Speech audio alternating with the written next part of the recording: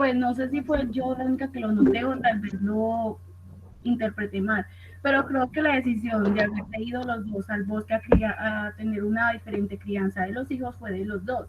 Pero por decir, en el tiempo la mujer se fue dando cuenta, porque en el transcurso del tiempo el papá era muy cerrado ante la forma de educar de los hijos, solamente creía en la educación en casa, y pues digamos, eso tiene ciertos puntos buenos, pero ciertos puntos malos, porque a nivel social los niños se van a cerrar muy a su núcleo, y eso va a ser un daño. Él no sabía los daños que le podría causar, como daño físico, daño mental y daño emocional, que fue lo que pasó con la mujer. La mujer ya se fue dando cuenta, y que hacía la mujer, ella trataba de hacer las cosas pero escondido del marido, como lo mencionó el propio hijo, que el papá no sabía que el niño estaba yendo a la universidad, hizo muchos exámenes a varias universidades privilegiadas, por decir así, de un excelente rango estudiantil, por decirlo así, y el niño eh, aceptó en todas, por decir, fue aceptado en cada una de esas universidades, y el papá se enojó.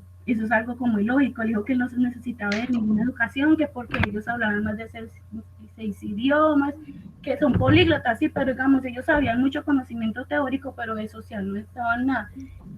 Era tanto que, o sea, en un momento el niño dijo, los niños creo que todos dijeron, se burlaron hasta de la religión cristiana, o no sé si lo tomé mal, pero ellos mencionaron algo sobre Dios y sobre que algo que me mostró mucha controversia, incluso me puse a investigar. Y encontré varios comentarios en varios videos que hacían ciertos análisis, y eso fue algo que me llamó mucho la atención. Que unos defendían que eso no estaban haciendo comentarios narcisistas ni ese tipo de comentarios hacia la religión cristiana, sino que eran unos comentarios así. ¿Cómo es que se llama? La mamá era... Budista.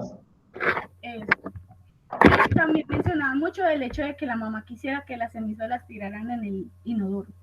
Eso es algo como de la cultura, por decirlo así, que ellos hacen eso porque quieren que la ceniza lleguen al mar, pero varias personas sí decían que esa no era la forma, pues esa era la moda, que también vieron mal que los niños se rieran al momento de que se quemara la mamá, que echaran las cenizas, muchas cosas así. Pero ellos lo que hicieron fue alejarse del consumismo, del capitalismo consumismo, como dijo el propio nieto.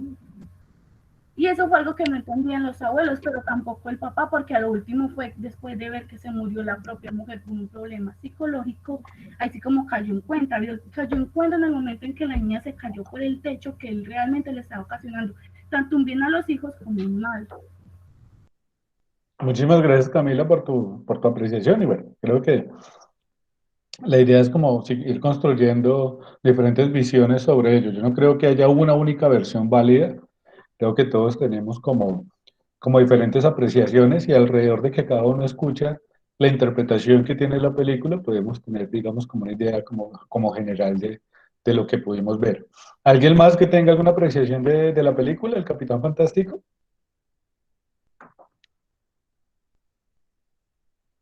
Vanessa, creo que tenías el micrófono. Profe, qué excelente, Dale, Luis. Dale. excelente película, profe, ¿qué más nos recomienda para No te la preocupes. pandemia? No, si me preguntan a mí de cine, yo trabajé en un videoclub en mi adolescencia, como 3 años, entonces de cine tengo muchas imágenes, películas recientes no tantas, pero tengo mucho cine que les puedo recomendar. Y que está Recomiendo, pues, para ver. listo, y me parece está chévere tratar de trabajar más cine que lecturas, porque a veces queda más fácil ver una película de estas que no tiene como tanto impacto, que pues, el texto es demasiado denso. Entonces, bueno, voy a... Y pone más cuidado, profe, porque como es interesante, pues usted se va entrando más en razón. Listo. Es más, para la charla de hoy les voy a poner una película para que contrasten, para que miren el tema de lo que tiene que ver con el tema de hoy. Pero bueno, ¿alguien más tiene algún aporte? Pero Luis, cuéntame, ¿qué te pareció la película? Háblame un poco. Profe, ya le doy mi apreciación que voy saliendo del trabajo, profe. Dale, Luis, dale. Entonces te esperamos un momentico mientras sales. ¿Alguien más tiene alguna apreciación sobre la película? Mientras Luis ahí se acomoda para poder intervenir. Bueno. Buenas noches, compañeros, buenas noches. Hola, Andrea, ¿cómo estás? No, pues que me había conectado por el que habías enviado el correo electrónico. al correo electrónico. Y es como diferente a este, ¿no? No, este es el mismo, o sea, es el mismo link todas las semanas, Andrea. Tan raro, yo no sé. Por ahí no me dejaba entrar y mira, acá sí me aceptaste. Ve, tan raro. No, este es el mismo link, o sea, yo la primera semana creé el link y ya es el mismo. O sea, si ustedes vean, no cambia. De pronto es porque a veces genera problemas con los entornos. O sea, cuando los correos no son, por ejemplo, como de ciertas entidades, genera conflicto para dejar ingresar o, pues, bueno, tiene muchas fallas. Bueno. ¿Vas a decir algo de la película? Ay, profe, tan chévere, a mí me gustó. Qué pereza llorar. ¿Verdad? Yo que me lloro despidiendo una carga de cajas. ¿Verdad? Muy buena, profe, me gustó mucho porque pues esa confrontación que tiene precisamente el padre con los hijos, con el tema de vivir en la ciudad, ¿cierto? Y estar pues educándolos de otra forma a la supervivencia. Me pareció muy interesante y pues realmente comparte incluso hasta la forma de vida de este señor. Pero digamos que eso lo piensa uno también como por ser padre o madre, ¿cierto? Como en el instinto protector de los hijos. Uno no quisiera que se contagiaran de esas otras cosas que hay en la ciudad, que no son pues tan provechosas. Y aún así, el hecho de que estuvieran allá, mira que tampoco es que fueran ignorantes, mira que eran muy letrados, eran muy, pues muy fuertes mentalmente, en su cultura, todo. Me pareció muy, muy bonita esa parte. Pero pues también una cosa es lo que uno quiere, otra cosa es influir en ellos, es también muy diferente, porque los hijos finalmente también son seres independientes y ellos van a querer también otra cosa, más la influencia de la familia. Mira que pues ahí el abuelo pesaba mucho también con la otra parte de las comodidades y toda esa vivencia del otro lado.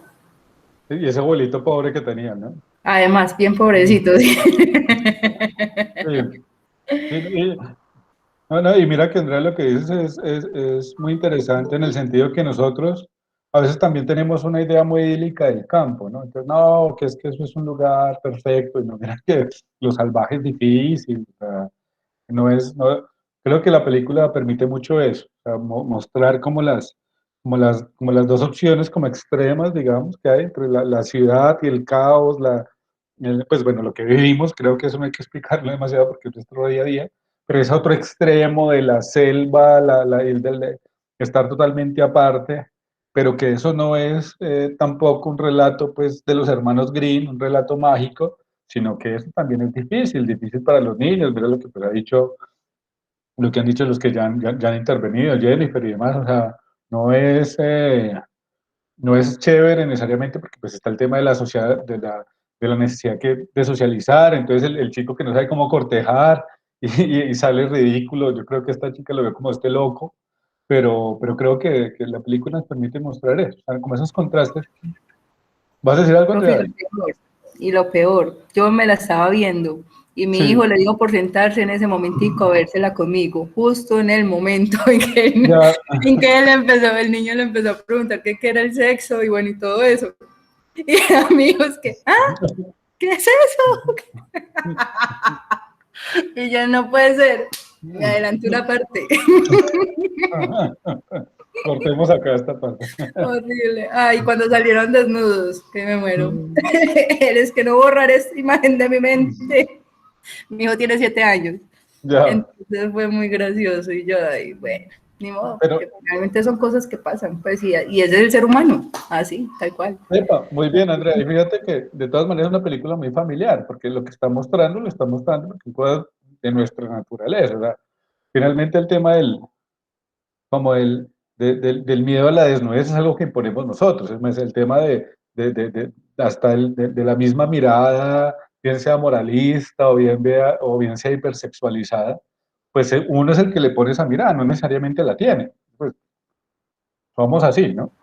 Sí, y más de los niños es eso, uno de adultos es el que está lleno de todas esas cosas, los niños pueden ser más normal, para ellos no, pues no existe esa percepción que uno le da, esa connotación que uno le da realmente. Listo. Muchísimas gracias, Andrea, por tu aporte. ¿Alguien más tiene otra? Profe, y tengo algo para decirle. Claro, claro, cuéntame. La película fantástica, pero no pude con su libro. No, No, profe. Lo leí, traté de leerlo 50.875 veces, lo puse en audio, lo puse en todas y a mí no me entró. No lo interioricé. pues no. No, profe, pesado, muy pesado, no sé, como muy espeso para mí, la verdad. No, Ah, no te preocupes. ¿Quién no más me tuvo sentí, problemas con el libro? no me sentí ni agradada con decirte que fue muy frustrante. Profe, yo también tuve problemas. La verdad. No, proveedor, país.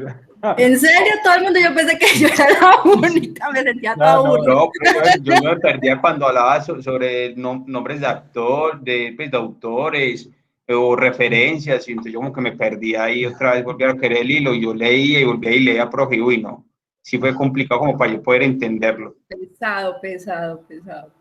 ya, Pues sobre todo porque, digamos, en lo personal, yo para la lectura solo como el tema que me interese, ¿cierto? sí. Le abro las puertas a otras cosas y con mucho cariño traté de hacerlo, en serio, pero no, se convirtió hasta en un punto en que yo me sentí ya estresada y yo dije, tengo que pasar, tengo que hacer esa ficha, No. esa ficha, qué pereza, no, pero a mí esto no me entra, hablé con mi hermano, vení, ayúdame con eso, estoy frustrada con esto. Y no, No, lo no hice. se preocupe.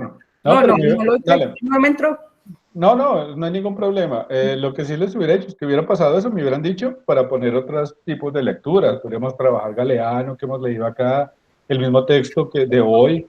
Pero Entonces, mira que pensé en escribirte, pero tú dices que la atención era el lunes y yo dije, güey, pucha, ya me quedó la noche.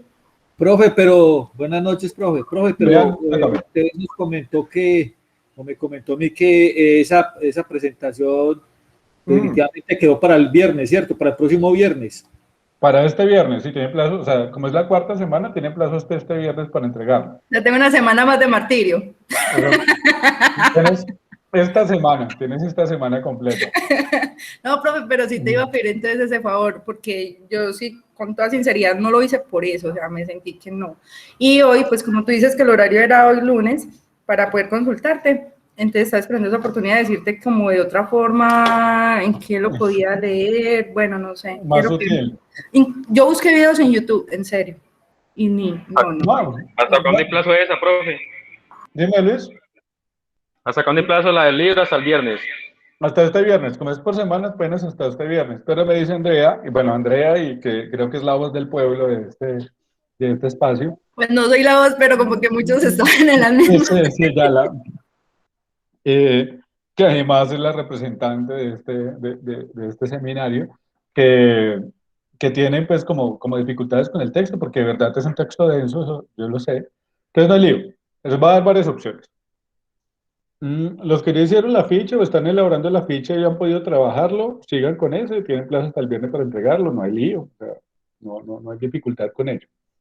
Los que no, porque les ha pasado, digamos, lo que manifiesta Andrea, entonces tienen varias opciones. Tienen este libro de hoy, o sea, que además el autor llega en contados minutos, que es Camilo Serrano. Yo una vez aprovecho para hacer la presentación, pero ahorita cuando llegue la hago si quieren otra vez. Pero es este texto, voy a compartir pantalla mientras tanto.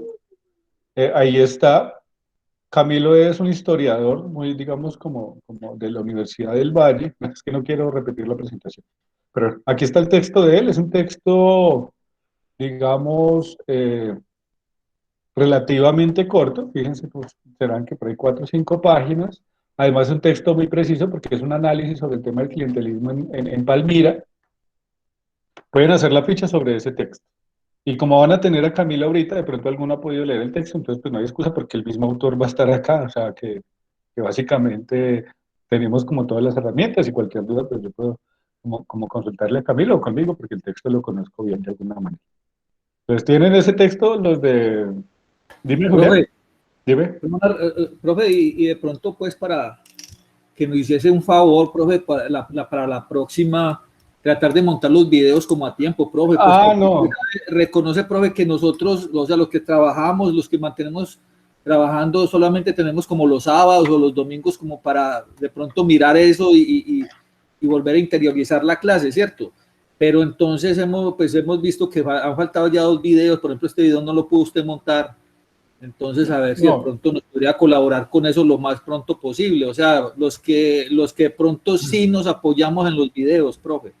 No, Julián, Entonces, tienes toda la razón. yo le agradecería, profe. Y a propósito de eso, este en especial, los otros sí los estaba subiendo. He tenido unos problemas terribles con yo digamos como que vivo en dos lugares, ¿no? Yo vivo en la finca, que es mi casa, bueno, es nuestra casa, porque es la casa que tenemos familiar, y trato de estar allá por lo menos 4 días a la semana, porque ya tengo pues, mis perritas y mis gaticas, pues me hace falta estar con ellas. Pero por estos días no sé si es el tema de todo lo convulso que está en la sociedad o si también es el tema de lo climático, pero Internet ha estado terrible. O sea, estuve casi 9 horas intentando descargar los videos y no pude. O sea, no pude. Lo intenté el sábado, lo intenté el domingo y hasta hoy que ya estoy otra vez en Pereira, en el centro, como en el otro espacio donde nos quedamos, voy ahorita, apenas termine la sesión, a descargar los videos, a subirlos, que aquí pues tengo, digamos, como otro Internet. Pero entonces me disculpo, la verdad no ha sido como falta de voluntad mía, sino que realmente materialmente no puedo. O sea, a mí me queda así difícil descargarlos diariamente, pues tengo otras tareas. Entonces lo que hago es el viernes termino sesión y subo todo para que el sábado antes del mediodía esté. Pero este fin de semana no pude, pero no, Julián, tienes toda la razón, es digamos como mea culpa, pero sí les pido que pues como que entiendan porque no, finalmente no es como que no quise, sino que realmente estuvo difícil ese tema de la bajada de los videos. Igual yo sé que Julián me escribió, yo le dije sí, yo lo subo, pero no hubo, digamos, como manera. Pero ahorita esa es como mi tarea, terminar acá, descargar todo, subirlo, los de la semana anterior, y por lo menos que el sábado, a más tardar de cada semana, están subidos pues como los videos para que tengan el material de trabajo, porque entiendo totalmente lo que dice. Pero entonces, bueno, como ya que se viene Camilo y quiero que aprovechemos como el espacio para estar con él, entonces vamos avanzando como en otras cosas. Y la siguiente preocupación, ya que estamos en estos debates interesantes, y bueno, mientras vienen otras intervenciones. Próximo lunes es festivo y les voy a preguntar qué acuerdos han llegado ustedes con otros profesores para saber cómo vamos a hacer. Entonces los escucho. Si va a hablar Andrea, que es la representante, o bueno, dale Andrea. Pero yo no he escuchado nada acerca de que vamos a modificar o algo, nada, profe. O sea, Porque clase solo normal. tenemos No, el lunes, solo para clases ya el lunes, profe. Clase normal el lunes. no, Eh, digo, ¿cómo la- así? Dime. Marta, Dime, Andrea. No, que si es festivo, no sé, normalmente no se estudia los festivos. Por eso, ¿cómo recuperamos ese día? No sé. Profe, No tienen previsto en las fechas que nos asignan, profe, ¿cómo así? Dime, Caterina. pues no sé, yo pienso que sí debemos ver la clase. Yo entiendo que es un festivo y demás, pero pues hombre, estamos haciendo esfuerzo de pagar un semestre, que por supuesto no es nada económico, entonces hay que aprovecharlo al máximo y terminar pues el módulo como ese. O sea, no, lo que yo les digo es, dime, antes de que hable Andrea, o sea, el lunes, perdón, me ahogué con el maní, es que estoy comiendo maní. El lunes, efectivamente, esa clase hay que verla, o sea, hay que recuperarla. Lo que hay es dos opciones, o sea, o el lunes, aunque es festivo ver la clase, que a algunos no nos cuadra, o buscar entre semana, un día de 8:30 a 10, porque yo puedo cuadrar ese espacio. No dicho, yo puedo de lunes a viernes cuadrar, de martes a viernes de la próxima semana, cuadrar un espacio de 8:30 a 10 para recuperar esa sesión. U otra, pues que tiene que ver, digamos, como de pronto hacer asesoría, acompañamiento. O la otra sería el próximo lunes, el lunes que eso es 22, será hacerla de 6:30, digamos, a 10, para trabajar derecho todo, aprovechar. Además, recuerden que ese próximo lunes, bueno, hasta me gustaría, ¿saben por qué? Porque tenemos en las semanas un debate pendiente, un debate alrededor del tema de globalización y demás. Podríamos aprovechar la próxima sesión, o sea, no este lunes, sino el siguiente.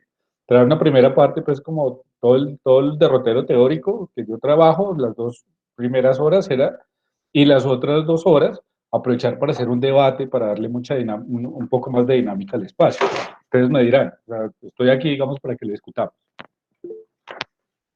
Steven, Steve, Steve, y luego Estoy de Andrea. acuerdo. Buenas noches a todos. Estoy de acuerdo con ese último, de hasta las 10. Andrea.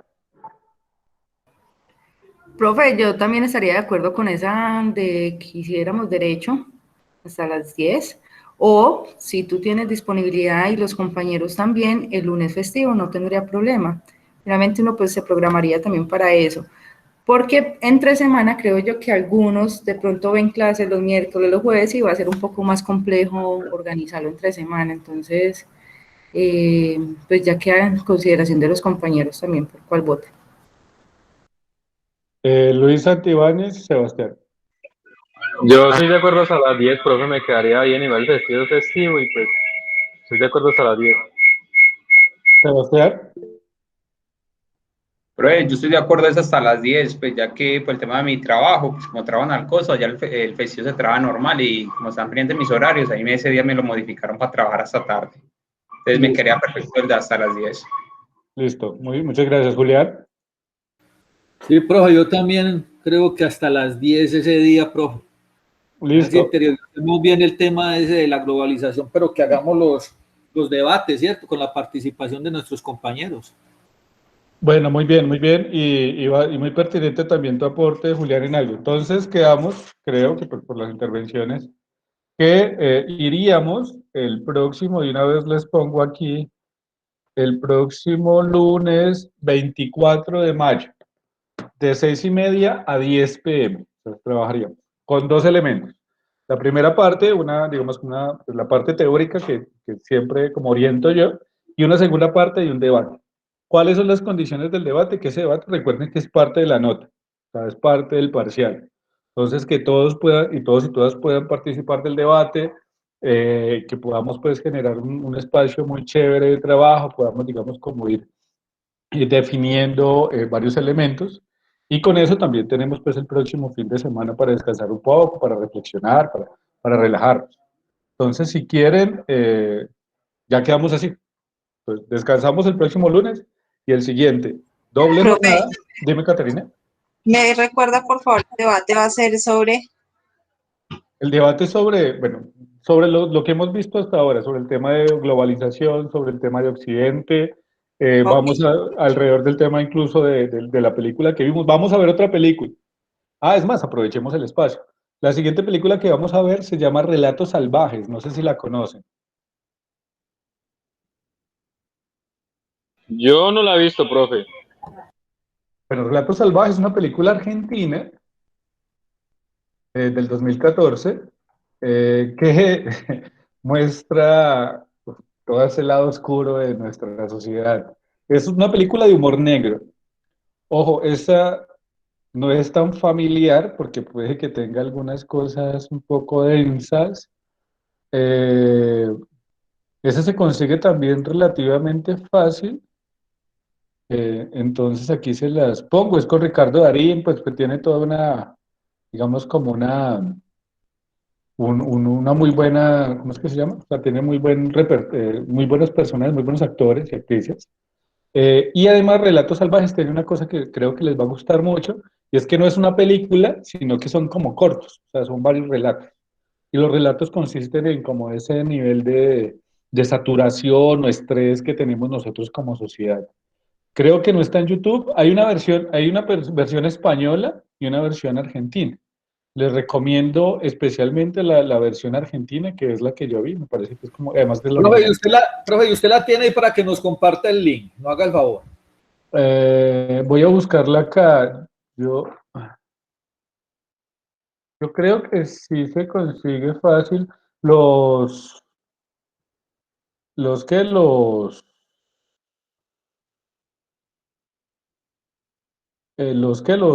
relatos se pueden ver como separados, pero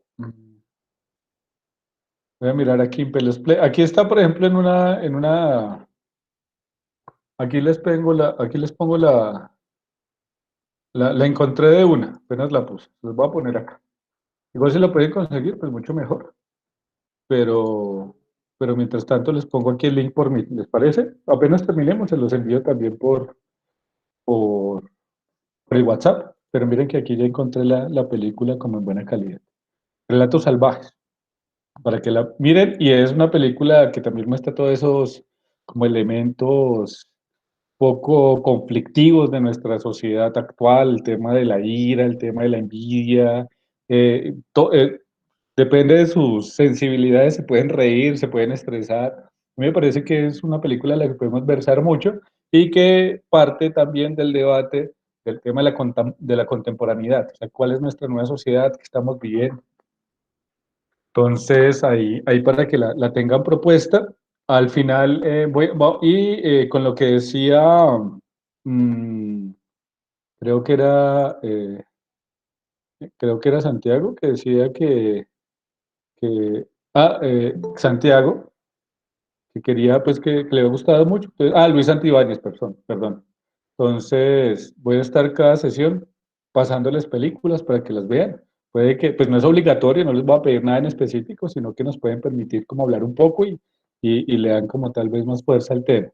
Luis, ¿ya estás para intervenir en la película antes de iniciar con lo que nos compete hoy?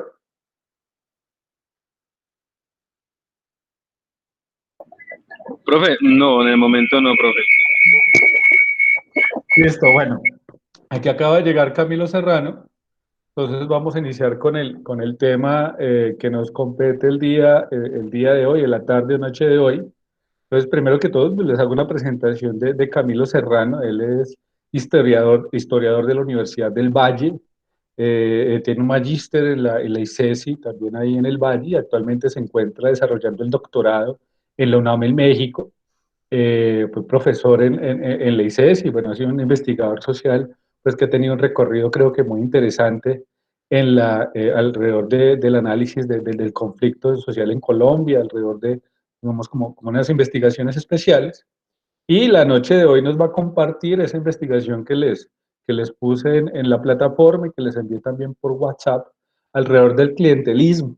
Que nosotros cuando hablamos de clientelismo tenemos como un concepto general, pero Camilo se tomó, digamos, como la delicadeza de hacer una investigación profunda de qué es ese tema del clientelismo y que obvio es algo que nos afecta a todos porque está muy relacionado con cómo son las formas de la política hoy, cuáles son esas formas en las que se mueve lo electoral, pero que no es solo algo que uno lo mira de manera general, sino que también hay que llegar, digamos, como a profundizar y reflexionarlo. Y además lo hizo a partir de un caso muy concreto en Palmira, digamos, una ciudad que es de sus afectos, creo yo, y que bueno, ahí esperamos que nos comparta. Les recuerdo que ese texto y esta charla de Camilo también puede ser una opción para la, para, para la ficha de lectura, ya que imagínate que estábamos con Edward Said, orientalismo, y dije, no, ese Edward Said no. Entonces creo que Camilo Serrano es un autor que puede permitirse trabajar.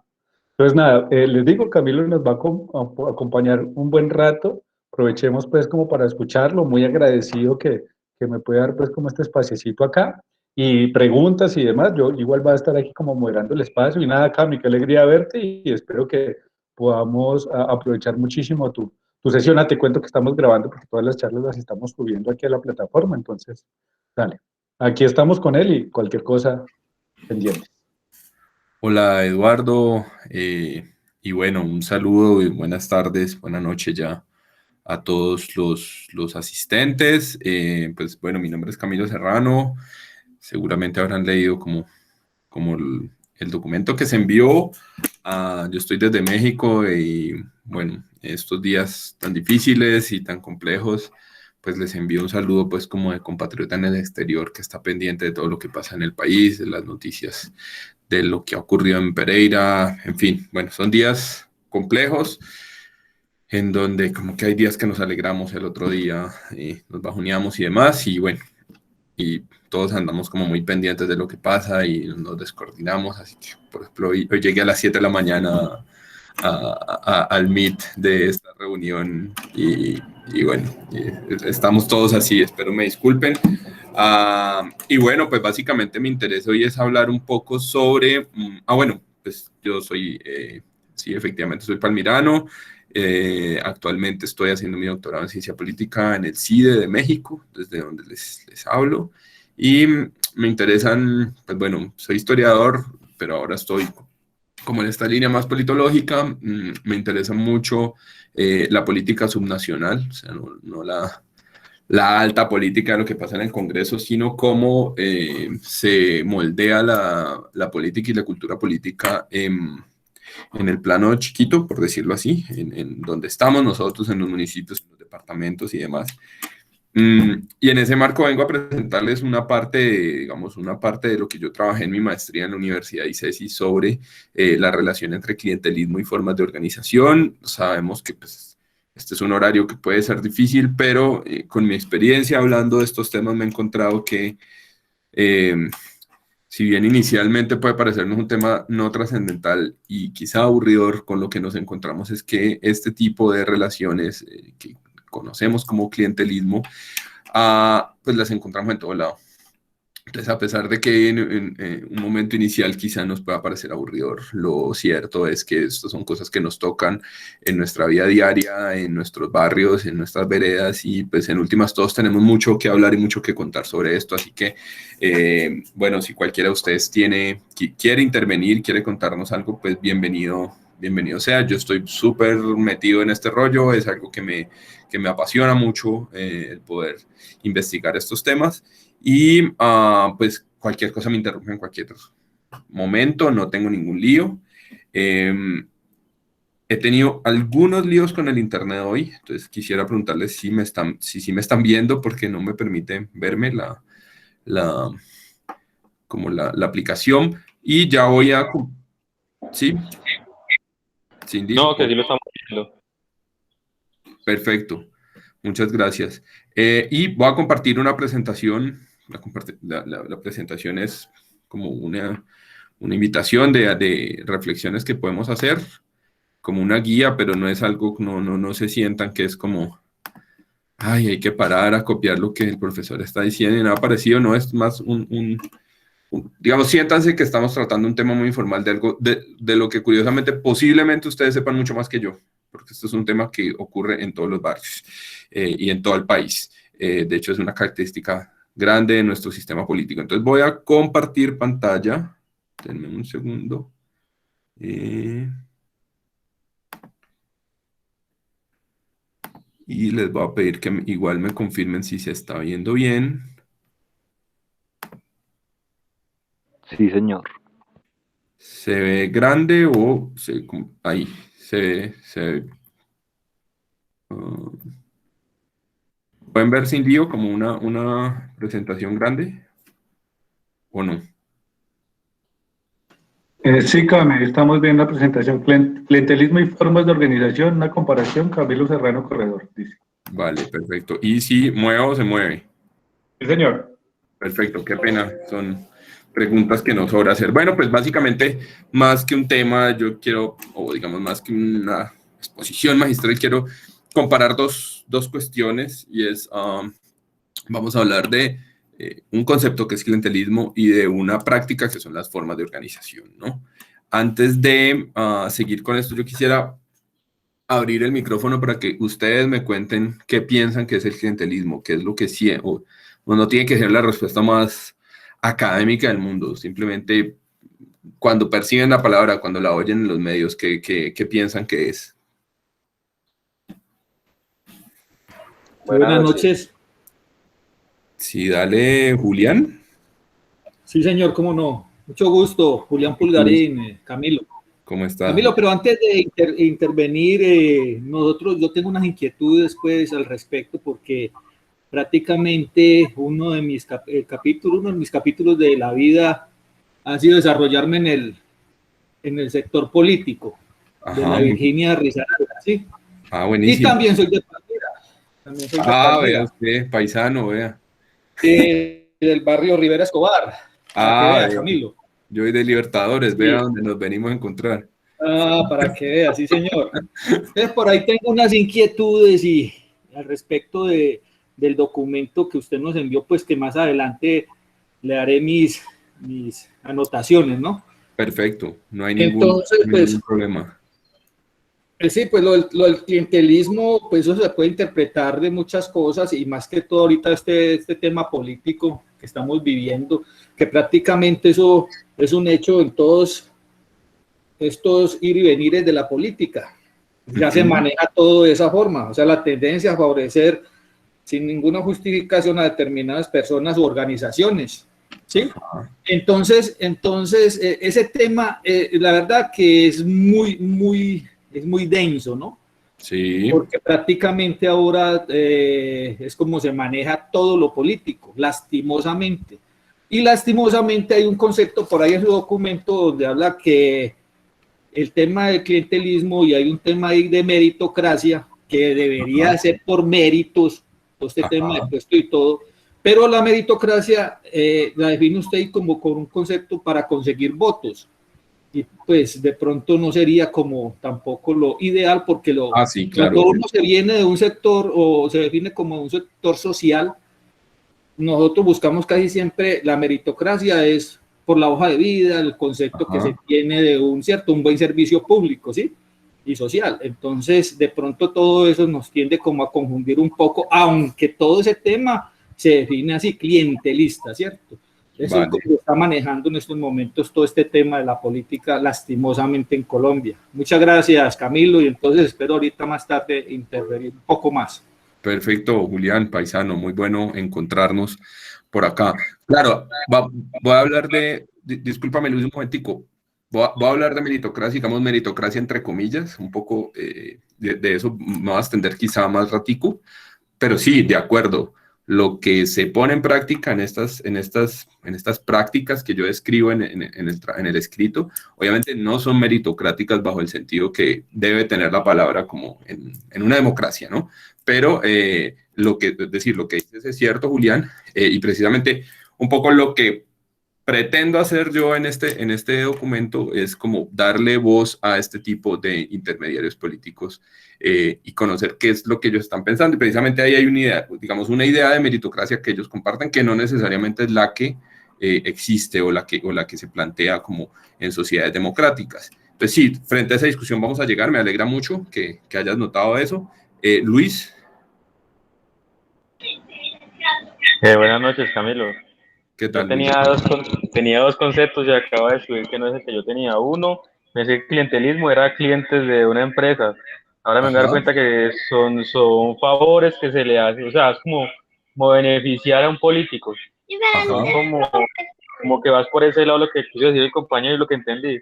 Sí, clientelismo se hace como favorecer, en la política llaman eso favorecer a ciertas personas en la política. Imagino que con votos o favores.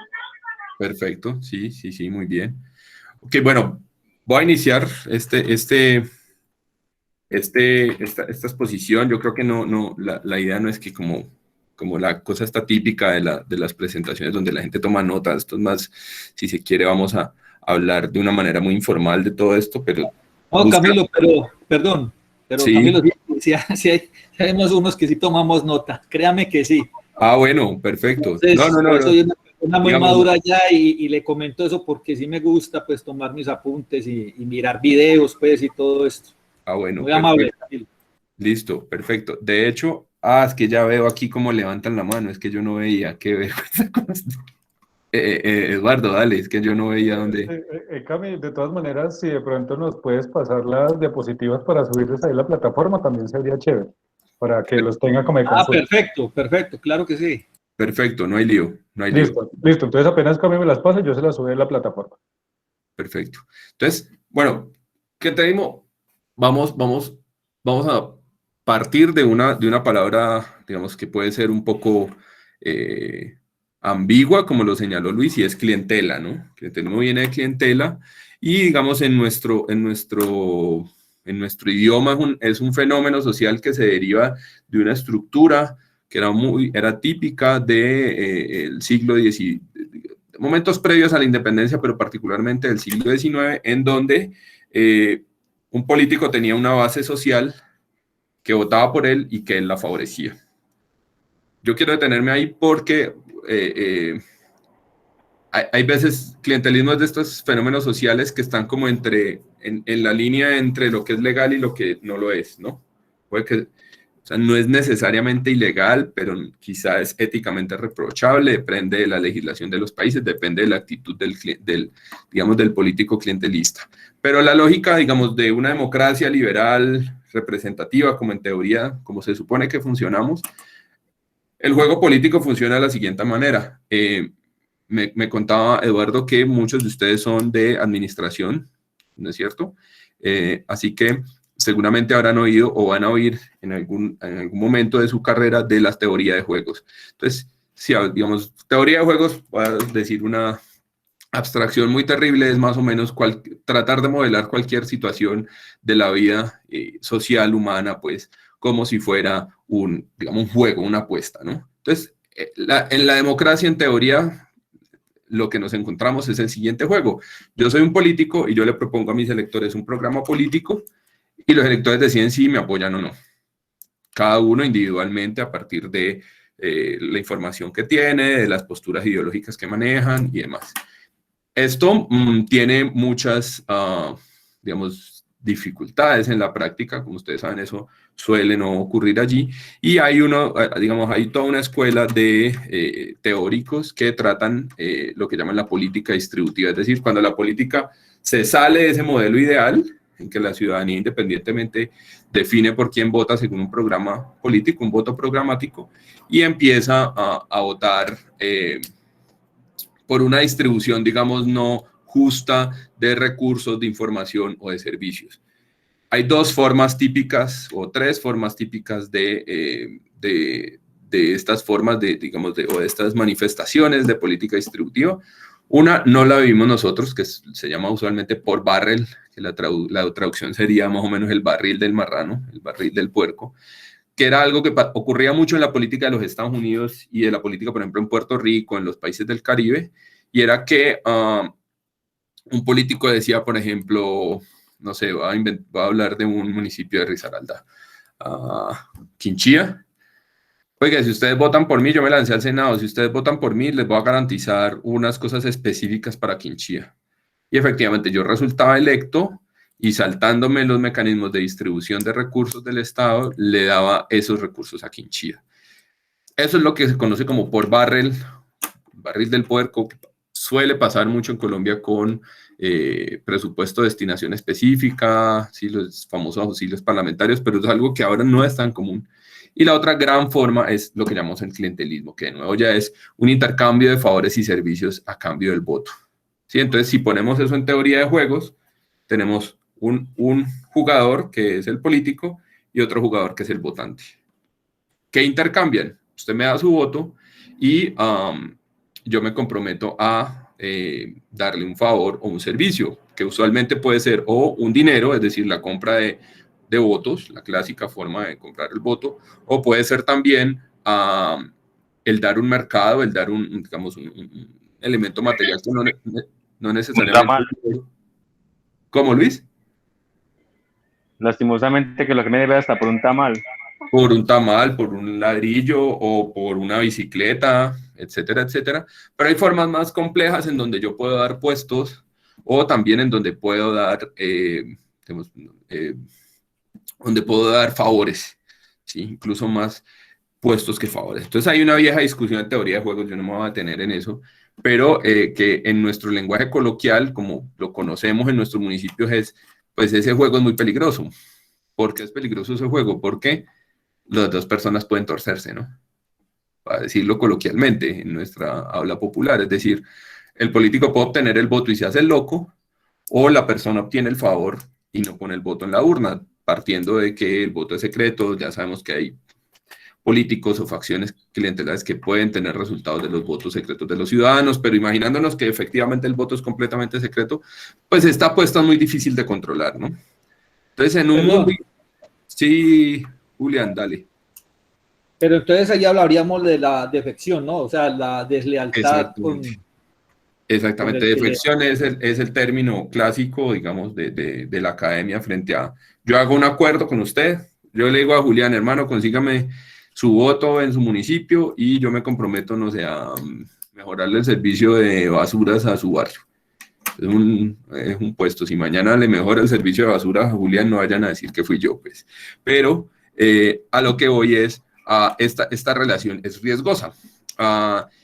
Y lo que se va a encontrar, o nos vamos a encontrar los investigadores de este tema, es que esa relación no solo tiene dos jugadores, sino en un modelo ideal tiene tres jugadores.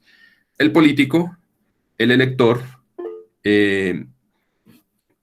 Sí, perfecto el comentario que manda el profesor Eduardo, por si algo ahí está una muy buena película y hay una muy buena biografía si les interesa, si quieren ver esto de teoría de juegos, que es algo que siempre pensamos que solo deberían estudiar los economistas o los gerentes, pero es algo muy útil en muchos aspectos de la vida. Entonces, el juego ideal con el que nos vamos a encontrar en formas clientelistas es un elector, un votante, pues, un político, pero hay unos tipos que los teóricos gringos han llamado los brokers o los intermediarios, que es nuestra traducción, que es básicamente, y que esos brokers tienen muchos nombres. En Argentina, en las estructuras clientelares del peronismo los llaman punteros. De hecho, ya que estamos recomendando películas y series, para los que puedan y tengan, como Netflix tuvo una gran serie que se llama El Puntero, sobre los intermediarios peronistas, y hay otra muy buena que se llama Marginal, que es... Pero esos son los mismos líderes. Sí, pueden ser, en Colombia les decía, en regiones de Colombia se les dice líderes, en la costa caribe les dicen mochileros, en Brasil les dicen tenentes, o sea, tenientes. Hay varias denominaciones, ¿no? En mi trabajo, digamos, porque es como una suerte de, digamos, de convención en la academia, voy a usar brokers, pero pues podemos decir líderes, podemos usar cualquiera de estos términos. Entonces, básicamente con lo que nos vamos a encontrar, si volvemos aquí a nuestra presentación, es que los estudios sociales tienden a ver esta relación de dos maneras, ¿sí? Una manera que es la que está en la flecha de la izquierda, que son los trabajos de estos señores, que si tienen el artículo a mano los pueden buscar en la bibliografía, que básicamente lo que dicen, bueno, esto es una relación muy sencilla de una gente que hace un acuerdo y que funciona porque, bueno, por múltiples razones, porque hay hambre, porque hay condiciones económicas difíciles o porque hay culturas que son muy afines a las relaciones clientelares, como la Argentina, por eso tienen estas series y películas y demás. Sin embargo, esta serie, este enfoque que llamo aquí el enfoque mayoritario, es un enfoque muy de académicos que se sientan con sus computadores y con sus software que hacen modelajes de estos problemas sociales y extraen teorías de allí. Y tenemos lo que yo llamo la nota discordante, que empieza, digamos, hay varios trabajos, uno es el de Muñoz sobre el caso peruano, y el caso más importante es el de Aullero y Ben-Secri. Aullero, se los recomiendo para los que les interesen estos temas, es un sociólogo argentino que trabaja en la Universidad de Texas y fue además el asesor del Puntero, la serie de la que les estoy hablando. Es quizá la persona en América Latina que más se ha interesado en trabajar el tema del clientelismo, pero no el clientelismo desde su computador, sino en hacer lo que se conoce usualmente como etnografía del clientelismo. ¿Qué es? Pues que el investigador social hace trabajo de campo directamente con estos intermediarios, con estos líderes, los entrevista, los acompaña y a partir de ahí puede construir reflexión social o reflexión académica, ¿no? Entonces, mi investigación, que obviamente no es incomparable con la de Aullero o con la de Muñoz, con la de muchos otros casos que han hecho sobre la India, sobre Brasil y demás, pues se basa en este enfoque. A mí me interesa no el clientelismo como... digamos, como una cosa abstracta, sino, bueno, la gente en terreno, en el plano subnacional, o sea, en los municipios, en nuestros pueblitos, cómo, pues, funciona bajo estos temas. Puede sonar inútil, puede sonar poco interesante, pero en la práctica son realidades que nos circundan, que nos rodean, que nos moldean, con las que nos encontramos permanentemente. El año que se viene es un año electoral y estoy seguro que en todos nuestros municipios encontraremos estas situaciones. Al que le interese el libro Aullero, La política de los pobres, yo debo tener una copia por allí, puedo conseguirlo. Es un gran libro sobre cómo el peronismo crea redes clientelares en el conurbano bonaerense, digamos, en los grandes barrios del sur de Buenos Aires, y construye una herramienta política supremamente interesante que pues, les podría compartir. Eso ahí se puede interpretar como maquinaria política. Sí. Es una de las formas de verlo, efectivamente, como facciones políticas o sectores políticos que no están construyendo, digamos, el partido político clásico, que es un partido de gente que voluntariamente se une, sino que está construyendo una red de gente que se hace favores. Y precisamente eso es lo que yo detallo aquí en mi punto de llegada. Hablamos mucho de clientelismo, ¿sí? Sabemos que es una realidad que nos circunda, pero no hay muchas reflexiones sobre esta cosa, cómo funciona, ¿no? Y hay una idea que yo, digamos, extraje a partir de mi experiencia como investigador haciendo etnografía, y es el ideal de la gestión. Y es a estas personas, más que el gusto por, digamos, por un determinado dinero o por un determinado ascenso social, les interesa mucho el tema del gestionar. En el Valle decimos mucho voltear o patinar. Ahorita vamos a hablar un poco más de eso, pero es interesante hablar de esto, y bueno, ya veremos cómo. Y la otra es, hay una teoría mayoritaria en la ciencia política que dice: a mayor clientelismo, peor política pública. O sea, cuanto más niveles de clientelismo, pues el nivel, la calidad de la política pública va para abajo, porque obviamente, como nos decía ahorita Julián, pues no hay meritocracia, se le dan los cargos seguramente a gente que no está preparada para ello, o hay favoritismo, y pues el resultado es una política pública que no necesariamente es la mejor. Ahora, eso puede ponerse en discusión, y podemos hablar o encontraremos muchas personas que nos van a decir lo contrario. Aquí estamos haciendo una política que construye, una política que da intercambio social, que permite el ascenso social. Así que bueno, eso será una muy buena discusión posteriormente. ¿Qué hice yo? Muy humildemente, yo creo que este trabajo no es un trabajo, es decir, Aullero se demoró 10 años haciendo trabajo de campo en los barrios de Buenos Aires. Mi trabajo fue un trabajo muy corto, de 2 años, básicamente en 2 municipios, que fueron Cali y Palmira. Yo hice trabajo de campo, fieldwork, centrado en un actor político silencioso, que son los brokers. Yo aquí quiero hacer un paréntesis. Seguramente en sus trabajos y cuando vean sus cursos de metodología de investigación se encontrarán con un viejo debate, que es el debate entre lo cuantitativo y lo cualitativo. No sé si lo conocen. Es decir, ¿qué debe hacer uno para investigar? Mirar estadísticas, bases de datos, hacer operaciones matemáticas, o tratar de ver cosas más específicas y demás. El clientelismo, que como les dije ahorita, es algo que está en una delgada línea entre lo legal y lo ilegal. Es muy difícil de encontrar en bases de datos. Es decir, es muy difícil hacer trabajo cuantitativo sobre el clientelismo. No hay una base de datos donde la gente te diga, mire, el número de redes clientelares que hay en Pereira es tanto, en Dos Quebradas es tanto. Eso no existe porque son actores políticos silenciosos. Entonces siempre, eso seguramente en sus proyectos de grado o en lo que quieran hacer posteriormente, siempre que uno tenga que tratar un tema que es espinoso, que puede ser dificultoso, puede generar problemas a las personas que saben de él, el enfoque es muy difícil que sea cuantitativo, porque no va a haber bases de datos ni encuestas. O sea, si yo le preguntas, si vas a Palmira, aunque es un municipio con mucha carga clientelar, y le preguntas a la gente, ¿usted ha cambiado su voto por puestos o por favores? Pues obviamente nadie te va a decir que sí, ¿no? O sea, la encuesta se falsea porque son temas difíciles, son temas complejos. Entonces, el enfoque que hago o que se usa usualmente es un enfoque cualitativo, y en últimas, yo trato de construir una narrativa sobre cómo construyeron estos tipos maquinaria política en sus municipios.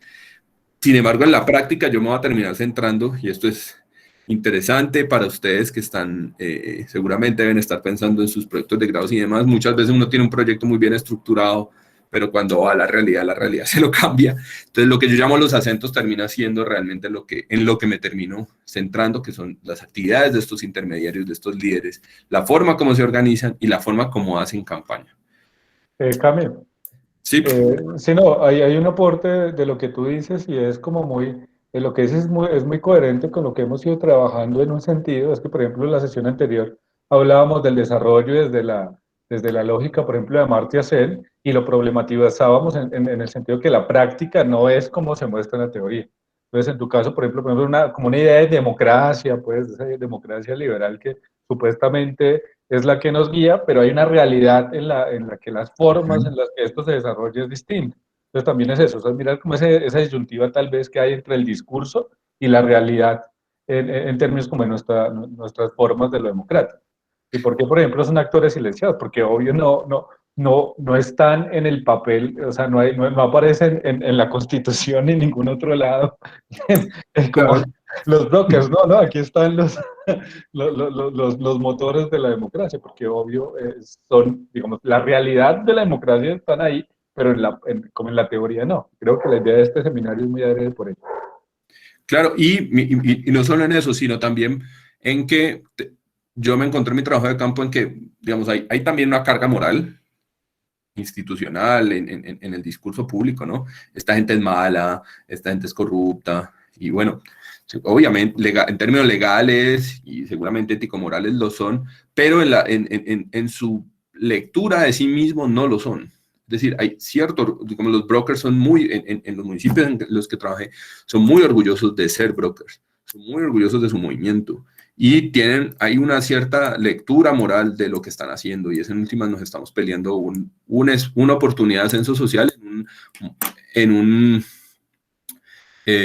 un contexto que es inequitativo, que no da acceso a oportunidades y demás. Ojo, yo no estoy diciendo, ahora no vayan a decir, hablan con un amigo mañana o con el director o con su decano mañana, oiga, y el profesor Serrano, ¿qué les dijo? No, pues el profesor Serrano vino acá a decirnos que el clientelismo es muy bueno, pues, y que los brokers son la machera. No estoy diciendo eso, pero a lo que voy es que es supremamente importante que cuando tratemos de actores sociales y de realidades sociales que implican actores silenciosos, que implican realidades duras, que implican realidades complejas, no podemos ir con la carga moral de entrada, ¿sí? Es decir, ir, voy a decirlo coloquialmente, con los taches arriba no necesariamente es una buena forma de entrar. Y hay que comprender muchas veces cómo estas personas llegan ahí y por qué estas estructuras se reproducen tan efectivamente, ¿no? Bueno, volviendo, yo encontré dos formas distintas de construir, o sea, el enfoque de construir su maquinaria política de dos maneras distintas, pienso no dedicarle mucho tiempo a esto, puede ser un poco aburridor, pero lo que sí me interesó en mi trabajo es que la literatura clásica sobre clientelismo dice las formas de organización no importan. O sea, básicamente esto es un contrato individual, ¿sí? Una relación individual con unos intermediarios donde esta pirámide de elector político e intermediario establecen unos acuerdos y buscan contextos para cumplir esos acuerdos, ¿ya? Pero cómo se organicen no importa. Pues en la práctica yo trabajando con dos maquinarias políticas, una en Cali y otra en Palmira, encontré, si es un hallazgo parcial, no es una ley general, ni vayan a decir, pues es que la ley de Serrano aplica para todos los maquinarias electorales de los países. No, esto es simplemente un hallazgo muy focalizado, basado en dos casos. No es una ley general ni nada parecido, pero lo que encontré es que me encontré con dos formas de organizarse muy distintas. Una es la maquinaria horizontal competitiva y la maquinaria vertical territorial. La vertical territorial, que es básicamente con la que he trabajado, la facción o la maquinaria política con la que yo trabajé no trabajé laboralmente, trabajé como investigador en Cali, funciona básicamente dividiendo el territorio y estableciendo un mecanismo donde, digamos, se controlan el electorado con el que se establecen relaciones, se controlan a nivel de puesto electoral. Entonces, cada comuna, ahora en Cali ya va a dejar de tener comunas, van a ser localidades porque es distrito, pero bueno, cuando esto se hacía había comunas. Cada una de las 22 comunas tenía un jefe de comuna, ¿sí? Un gestor, es el nombre oficial que tenían, digamos, dentro de la estructura de esta facción de partido, y ese gestor coordinaba a los líderes del nivel más bajo, que son los líderes de puesto de votación. Los líderes de puesto se encargan de conseguir gente e inscribir a esa gente en ese puesto de votación para que su voto sea trazable. Eso es muy interesante porque nos dice, en últimas, nos da una respuesta a esa discusión que tienen los politólogos gringos de, bueno, pero ¿por qué no se tuercen y cómo controlan? Pues básicamente lo que hacen estos señores jefes de puesto es inscribir la gente así, no sé, me voy a inventar una cosa completamente ajena a la realidad, pero si yo viera en el barrio Cuba de Pereira, pero mi jefe de puesto está organizando los votos en Dos Quebradas, pues me inscriben en Dos Quebradas y yo no viva o no me adscriba territorialmente a ese territorio. Acabo de inventar eso y seguramente el ejemplo no funciona muy bien, pero bueno, esa es la idea. ¿Sí? Y le recomiendo a los estudiantes que miren ese ejemplo que está haciendo a Cami en Cali y en Palmira, qué tipos o sea, qué podemos mirar nosotros en Pereira y en Dos Quebradas, pues como para hacer una comparación, que creo que todos conocemos eso, tenemos una percepción. Entonces, chévere para que hagamos como la comparación con eso. Dale, perdón. No hay problema. Y es muy importante en este modelo, que es de nuevo el que encontré en Cali, que, por ejemplo, alguien que está en territorio A no se le puede meter al territorio B a conseguir gente. O sea, si consigue gente en territorio B, se la lleva y la inscribe en territorio A. Pero no se pueden pisar, por decirlo de nuevo coloquialmente, las mangueras entre personas del territorio, ¿sí? De territorios distintos, perdón. Este modelo es muy interesante, es muy eficaz, aunque no es un movimiento que sea mayoritario en Cali, pero es muy eficaz porque mantiene, digamos, haciendo ahí sí el análisis cuantitativo, mantiene una votación estable, incluso creciente durante los últimos 12, 14 años. Y además fue para mí muy interesante porque yo tenía una postura muy del clientelismo, digamos que es el estereotipo que tenemos usualmente. El clientelismo es una cosa de pobres, ¿sí? Solo en los barrios populares hay clientelismo, y trabajando con estas personas, trabajando investigativamente, no, nunca tuve un puesto con ellos, obviamente, con lo que te encontrás es que hay redes clientelares en estos barrios que seguramente habrán visto ayer con todo el tropel que ocurrió en Cali, en estos barrios de Ciudad Jardín, de esta gente con camionetas Toyota y camisas blancas, y que están, allá hay redes clientelares también, o sea, porque es un estereotipo que tenemos que es muy erróneo, como el clientelismo es cosa de pobres, gente que no. El intercambio de favores no necesariamente es deme un tamal, aunque ocurre, sino puede ser deme un puesto, deme una coordinación de una JAL, deme, no sé, un contrato con determinado corporación descentralizada o algo así. Entonces, es importante, a mí me sirvió mucho esto para desmitificar eso. Yo lo acepto, yo pensaba, esto es una cosa que pasa en los barrios populares, la gente desplazada, etc. Y no, de hecho, dale, Perdón, sí. ahí Luis está levantando la mano. Perdón. Ay, perdón, yo soy malísimo para ver la Dale, mano. yo te modero, dale. No te Dale, preocupes. súper. Dale, Luis. No, que, o sea, lo que dice él es cierto, funciona según como por etapas. Por ejemplo, nosotros que somos barrios populares, bueno, no, ya no tan populares, ya dependiendo. Por ejemplo, la vez pasada se vio acá, en las elecciones pasadas se vio mucho amigos, porque tuve amigos que les dieron plata, 20 millones, y venían y lo repartían. Pero él, como era otro estrato y era un poquito más alto, así le ofrecieron un puesto en la alcaldía y ya cosas como mejores beneficios. Pero a los barrios más populares les daban plata, 50.000 pesos, un mercado, lo que decía usted ahora. Entonces, eso funciona como por estratos. Pero se juntan todos los estratos, tanto los de arriba como los de abajo. Uh-huh. Sí, sí, sí, correcto, de acuerdo. O sea, yo conocí intermediarios electorales de barrios estrato 6, por ejemplo. De hecho, les voy a contar una anécdota. Hay un barrio en Cali, o sea, un barrio de estrato 6 de unidad con doble vigilante, 2 piscinas y sauna, pues no cualquier cosa. Y la estructura clientelar en el barrio funciona en torno a un rosario que tienen las señoras. Sí, las señoras se reúnen todas las tardes, rezan el rosario, tal, y a partir de ahí generan intercambio de favores, cada una maneja votos de sus familias, les consiguen cargos a los hijos, pero para nada es una realidad de un barrio popular, ¿sí? Y bueno, y eso es solo para mencionar un caso que precisamente se liga a este modelo vertical territorial, ¿no? Entonces, imaginémonos esto en nuestros barrios, en nuestras veredas, cómo puede funcionar. Y tengo este otro modelo, que es el que encontré en Palmira, que es el horizontal competitivo, que distinto a este, que es una estructura muy vertical, muy disciplinada, la otra también muy disciplinada, pero esta es muy férrea, ¿sí? Si yo estoy en el barrio Cuba no me puedo meter al centro, si estoy en el terminal no puedo ir a hacer trabajo a Dos Quebradas, etcétera, etcétera.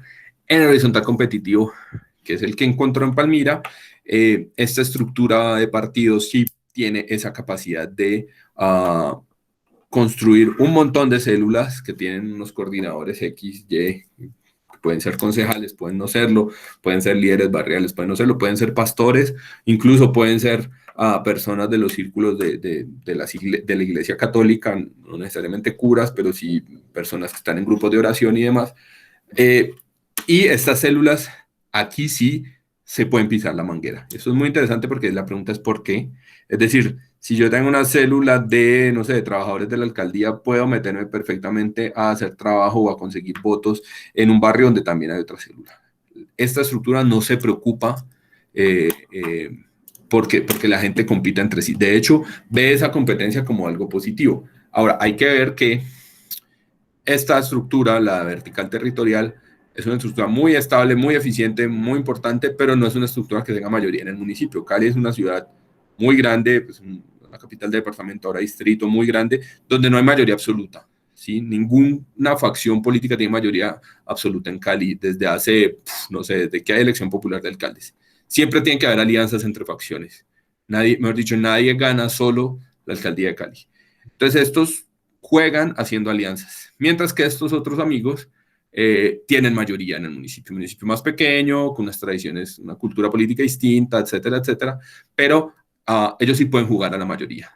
Es decir, han tenido muchas alcaldías, han tenido una relación muy fuerte además con la gobernación y eso les da mucha vía libre para poder construir una estructura que si uno la pensara en teoría de juegos, de nuevo, imaginémonos eso en un tablero de ajedrez, pues es una estructura muy bárbara, ¿no? O sea, si yo soy el director, el jefe máximo de esa estructura, pues mi gente va a poder competir entre ellos. Eso me podría ser peligroso para mí. Sin embargo, la estructura funciona muy bien. Estuvieron 4 o 5 alcaldías seguidas. Y siguen siendo, a pesar de que hoy no tienen la alcaldía, siguen siendo un factor político muy importante en el municipio y tiene una capacidad de crecimiento muy interesante. Perdón, Camilo. Sí, te escucho. Ya que tocó usted ese tema, precisamente le iba a hacer una acotación ahí al respecto. Yo veo que usted la investigación pues la basó con unos compañeros o de un movimiento político del Partido Social de Unidad Nacional, Partido de la U. Ajá, correcto. Y precisamente ese partido perdió la alcaldía de Palmira, ¿cierto? Y siendo tan organizados. Sí, entonces, sacando más o menos sacando una votación de 59.973 votos y el partido que ganó ya fue el partido de Alianza Verde con 61.281 votos, una diferencia de 10.000 y pedazos de votos. Sí. Entonces, la pregunta mía al caso sería, ¿qué fue lo que fallaron? ¿O los dos utilizaron las mismas tipo de metodologías o en qué? Porque como usted está hablando, son muy organizados y aquí el tema es que también pudo haber sido por el tema del clientelismo que haya sido una defección de todos sus votantes en un determinado tiempo, volteársele al partido de Alianza Verde. ¿O qué conclusión tiene usted al respecto de llegando al punto ahí de este tema de la alcaldía de Palmira? No, ese tema fue muy interesante, además porque a mí me tocó precisamente esa campaña, ¿no? Y entonces es interesante en dos vías. Una, efectivamente, digamos, eso no se deriva de entrevistas, sino casi que el análisis matemático lo permite. Hay una defección de gente que vota al consejo, o sea, es disciplinada votando al consejo, pero no vota alcalde. Eso es muy interesante, ¿no? Digamos, esa es la parte de la investigación que pues quedó en ciernes porque no... Pues por los tiempos, básicamente, porque ese era mi trabajo de grado de la maestría y pues no lo podía postergar infinitamente, pero es cierto lo que usted dice, es decir, hubo defección de gente que fue leal con su estructura en el voto al partido de la U, que sigue siendo mayoría en el consejo, pero cambió su voto alcalde, no votó por el partido de la U al alcalde. Eso es un proceso, y de otro lado, el desgaste que acumuló esta facción, que es conocida como el caiceísmo, no sé si lo conocen, quizás su figura más importante hoy o más reconocida hoy es Ritter López, que es senador paisano también nuestro, de Julián y mío. Pero había un agotamiento político notable en el municipio y eso hizo que la propuesta alternativa, que era la de la Alianza Verde, ganara muchas alianzas. Es decir, eso fue una alcaldía que no gana solo con votos de la Alianza Verde, que tiene el apoyo de Cambio Radical, de la Colombia Humana y del Polo Democrático, y eso, digamos, le permite avanzar en alianzas y termina siendo mayoría, pero ha sido una alcaldía que ha tenido muchas dificultades, ahorita precisamente con la situación del paro y con la situación de COVID, ha tenido muchas dificultades para tener mayorías porque el consejo sigue siendo de mayoría caiceísta. Entonces, porque pues precisamente mirando ahí la tabla que usted también nos refirió, el tema en el año 2015 obtuvieron 71.151 votos, sacaron 10 concejales, eso es una votación impresionante. Sí. Impresionante, 2015, ¿no? Entonces ahí ya están en estos momentos, yo creo que también si se modera el tema, ahorita para las próximas elecciones, que es el próximo año que empiezan, pueden también volver al poder, pudiéndolo decir así, ¿no? Para la alcaldía, ¿no? Sí, pues no hay elecciones de alcaldía aún, pero consejo, pero en la de Senado seguramente, pues digamos, se apuesta con pues ellos ahora tienen Senado y Cámara, que es algo que usualmente, bueno, seguramente ustedes lo conocen, en Risaralda puede ser igual, usualmente los movimientos que tienen en un departamento senador y representante, uno, no son muchos, y dos, tienden a estar en las capitales, ¿no? Y esta gente está teniendo una votación altísima en municipios intermedios, que es otra cosa muy interesante, que no suele pasar, ¿no? Suele, digamos, no sé, en Cauca, las votaciones de la gente más importante siempre está concentrada en Popayán, ¿no? Pero aquí estamos, bueno, en Antioquia igual, ¿no? Bueno, con Urabá no tanto, pero sí. Pero aquí estamos viendo una situación donde un municipio intermedio o una red de municipios intermedios logra tener votaciones muy altas, que otra cosa muy interesante que me parece además muy bueno que Julián lo haya notado, porque no parece ser tan intuitivo. Y entonces, perdón, discúlpenme un segundo. A partir de ese trabajo yo me dediqué a estar un muy buen rato con todas estas personas que estaban en campaña, a conocer un poco cómo se movían, qué hacían, y me terminó saliendo, digamos, o encontrando una frase repetitiva en muchos de estos intermediarios, y es que yo apoyo a estas personas o apoyo a estos determinados políticos porque son gente como yo. Y eso me quedó sonando mucho porque usualmente, así votamos por ellos, uno no tiene una identidad tan grande con los políticos por los que votan, ¿no? O sea, yo puedo votar por, no sé, por Eduardo, o por, no sé, cualquier tipo del Senado, pero igual no me siento como alguien, no siento que esa persona sea alguien como yo, ¿no? Seguramente ese es un político profesional, ¿no? Y un poco también la teoría weberiana, si les interesa mucho un gran texto que es el científico y el político de Max Weber, pues en Weber lo que va a decir es, ¿no? En el mundo moderno el político es un profesional aparte, ¿sí? No. Está alejado de las preocupaciones diarias que tenemos el resto de la población, porque así tiene que ser. Y pues lo que ver como que no pegó mucho en Palmira, porque nuestros amigos están diciendo, oiga, no, es que estos candidatos, estos políticos son gente como yo. Y a partir de aquí yo les voy a recopilar una lista de pedazos de las entrevistas que pude hacer con muchas de estas personas. Ahora, hacer entrevistas no es fácil, toca, digamos, dicen los de antropología que hay que generar una cosa que llama rapport, que es como que la gente te tenga confianza. Yo tengo una ventaja personal que es notoria y que seguramente la tiene Julián también, es que pues soy de Palmira, tengo amigos y indudablemente, no sé, la mitad de mi colegio terminó metida en la política, y eso me dio una manera de entrada que sí, por ejemplo, si mandaran a Eduardo o a, no sé, a Steven, a Luis, a Álvaro, a Vanessa para Palmira, no podrían hacerlo porque no tienen las confianzas ni las relaciones, o si yo me fuera a hacer la Pereira, pues no tengo con quién hablarlo, ¿no? Entonces, eso es importante cuando hablamos de metodología cualitativa, ¿sí? La forma de entrada es importante, pero también las entrevistas no son, digamos, hay todos unos protocolos éticos de las ciencias sociales contemporáneas sobre cómo se hacen entrevistas, qué se puede hacer y qué no se debe hacer con la entrevista. En mi caso, todo el mundo me dijo, yo te doy la entrevista, pero condiciones de anonimidad, ¿sí? O sea, no, yo no puedo poner aquí esta entrevista, me la dio Pepito Pérez. Sí, claro, porque ahí quedan pintados. Exactamente. Y entonces esos líderes que eran líderes ya no lo pueden ser. Ya no lo son. Se les daña. Sobre todo el que tiene el puestico en la alcaldía, con eso van y le van de baja. Se les daña el asunto y pues hay derecho al pobre investigador, ¿no? Por andar publicando los nombres. Entonces, por ejemplo, y esto es importante también para que lo piensen en sus trabajos de investigación o en lo que quieran hacer.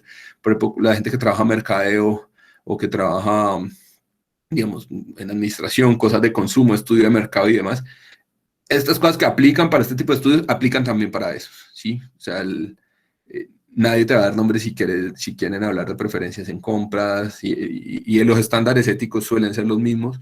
Entonces es importante que pensemos en esto, ¿no? Yo no podría decirles hoy, bueno, amigos de Pereira, esta entrevista me la dio Pepito Pérez un día sentado en su casa en el barrio tal, no lo puedo hacer. Pero a lo que voy es que quiero presentarle un poco estos testimonios, quizá para que discutamos cosas que pueden sonarnos, ¿no? Bueno, o sea, gente como yo, aquí esta persona que hoy tiene un cargo medio en uno de estos municipios me decía, bueno, aquí hay un real ascenso, incluso pues hay un paralelo con la ilegalidad porque hay posibilidades de ascenso, y esto me parece muy importante, acomodando sillas o entregando volantes, uno puede llegar a ser candidato del movimiento. Eso es muy interesante porque son estructuras que permiten eso, no todas las estructuras permiten eso, No, de hecho, por ejemplo, aquí también pasa, Camilo. Aquí hay un caso, creo que es Soto, y Soto era vigilante de un conjunto, si no estoy mal. Y de ahí llegó a ser el jefe de toda una estructura política en Pereira. Sí, mira, hay un caso del exalcalde de Palmira, que era ayudante de Espero Pradera, o sea, ayudante de los buses de Espero Pradera, y, digamos, capaz fue representante de la Cámara y luego alcalde de Palmira, por ejemplo. Y así hay muchos casos, pero no todas las estructuras trabajan igual. Por ejemplo, también hicimos alguna relación con, digamos, de investigación con personas que trabajan con el Partido Conservador en el Valle, y el Partido Conservador no permite esos niveles de ascenso, ¿sí? Es una estructura mucho más cerrada para ser político, para ser intermediario, no para ser líder, no, pero para llegar a ser político sí tenés que ser de ciertas familias, tener cierto perfil. Es muy interesante esta situación, ¿no? Y esto me pareció una idea muy chévere que me encontré en el trabajo, y es, estas personas, básicamente los intermediarios del caicedonismo, tienen una suerte de postura ética, y es que yo no le voto a gente que no la ha sudado, ¿sí? Esa idea a mí me parece muy interesante. De hecho, fue curioso porque el partido de la U, digamos, la orientación del partido de la U en la primera vuelta de las pasadas elecciones presidenciales fue votar por Germán Vargas Lleras. Y digamos, la lectura de esta militancia de base del partido de la U fue: ese es un tipo que no fue hecho a pulso, es un tipo que es hijo de familia, es un tipo que, mejor dicho, la ha tenido fácil toda la vida, y mayoritariamente hubo desobediencia y no hubo una votación grande por este candidato, ¿no? Entonces, miren lo que dicen, hay candidatos que nacieron en cunita de oro, que están puestecitos, ¿sí? Pero no, los candidatos nuestros, ¿sí? No tienen que tener, o mejor dicho, no pueden tener esas características, o sea, como nacido con comodidades, ¿sí? No es así. Ellos tienen una gran afinidad por los que se hacen a pulso. Esto es una idea interesante, échenle cabeza, piénsenla, posiblemente en sus comunidades, con gente que conozcan. Esta puede ser una idea que les pesa, como yo prefiero votar con gente que la ha peleado, que le ha tocado sufrir, que le ha tocado hacer por personas de familia, ¿no? Y esto me pareció, bueno, adicionalmente, una idea chéverísima, es que este movimiento del caicedonismo funciona con células. Células, pues, en la teoría política, básicamente hay dos estructuras típicas que tienen células. Uno son los viejos, clásicos partidos comunistas, y lo otro son las iglesias neopentecostales o pentecostales, que funcionan con células. Pero fue muy curioso encontrar que estas personas del partido de la U funcionaban con células, o sea, con grupos pequeños de base que generan la movilidad política del partido, que están reuniéndose y demás.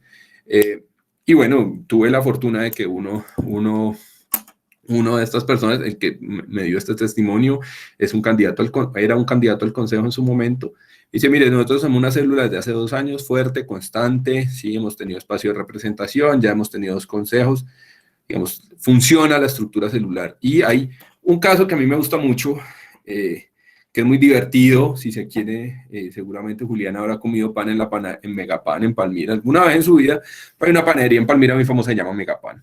Y había un grupo de profesionales en ese momento del Partido Liberal, ahora el Partido de la U, porque digamos, esta corriente nace originalmente del Partido Liberal, que empezó a reunirse al salir de sus trabajos en la cafetería Megapan, a discutir la política local, a ver qué hacían, a pensar como su futuro, planear cosas, etcétera, etcétera. Y pues ese grupo terminó convirtiéndose en una célula y en un grupo que se autorreconoce y es conocidísimo en Palmira como el Grupo Mega. El Grupo Mega son 7 personas que se reunían a comer pan de bono con tinto al final de la tarde en la panadería Megapan, pero desde hace 3, 4 alcaldías suelen tener un concejal, o sea, tienen la capacidad de, dentro del caicedonismo, elegir un concejal, y es una célula supremamente activa que se encarga precisamente de construir una red de votos supremamente interesante. Y yo tuve la fortuna de estar en una gran marcha digamos, en la marcha final de la candidatura, de la campaña de esta facción política, y bueno, aquí les pude... me disculpan, no es el mejor fotógrafo del mundo, indudablemente, pero logré pues tener una fotico del famoso Grupo Mega en campaña, que es un grupo chiquitico, es efectivamente una célula, un grupo de personas que se conocen hace 20 años y demás, pero que son capaces de hacer elegir un consejo, que son capaces de tener gestión en la alcaldía, Y, digamos, funciona así gracias a esta estructura de estar en una célula, ¿no? Lo que nos dice aquí esta persona, mire, ahí está el Mega ellos votan por partido de la U, pero dentro de la U tiene su nombre y se llama Mega, no es un grupo, es el Mega y tienen una célula, se reúnen siempre en consenso, sacan su candidato y el partido de la U se lo respeta. Y lo eligen efectivamente, ¿no? Y entonces esa idea está interesante, o sea, esta gente funciona reuniéndose, teniendo una decisión, que es algo que va un poco en contra de la teoría. Un poco, de nuevo, siempre que trabajamos estos temas, tenemos un montón de estereotipos. Pero, perdón. Discúlpame, Julián, un momentico, termino esta idea. Tenemos unos estereotipos en la cabeza que son muy sencillos y es como, ay, la gente, esto es política de pobres, además la gente es como desorganizada, pero en la práctica estamos viendo que no, que estas personas se reúnen, que discuten, que tienen estrategias, que plantean cosas. Yo no estoy diciendo que sean buenos ni que sean malos, lo que estoy diciendo es, tienen una capacidad organizativa y unas formas de organización que les permiten funcionar. Dale, Julián, disculpa. Please recharge in time. Escucha, profe. Ahí lo escucho, sí, señor. Cuando usted habla que ellos se reúnen y o sea, ellos, ¿qué es lo que buscan? O sea, en sí quieren, son unos intereses personales o unos intereses sociales para la comunidad de ellos. Pues porque pues estamos hablando de clientelismo, estamos hablando de todos estos temas que en realidad no son más que favores por voto, ¿cierto? Dinero, todo este tema. Pero así en su investigación no dio con el grupo o con la normatividad que diga, no, ellos están trabajando es como para la sociedad, por ejemplo, buscar un fin común o un objetivo común que es organizar un parque porque es social, ¿cierto? Como todos estos temas, todo se da es como por el tema del dinero, o sea, de lucrarse ciertas personas y buscar sacar un candidato adelante, o qué, o cómo, que haya usted una conclusión de, como así por encimita para que de pronto pueda adelantar, o si de pronto más adelante tiene esa conclusión.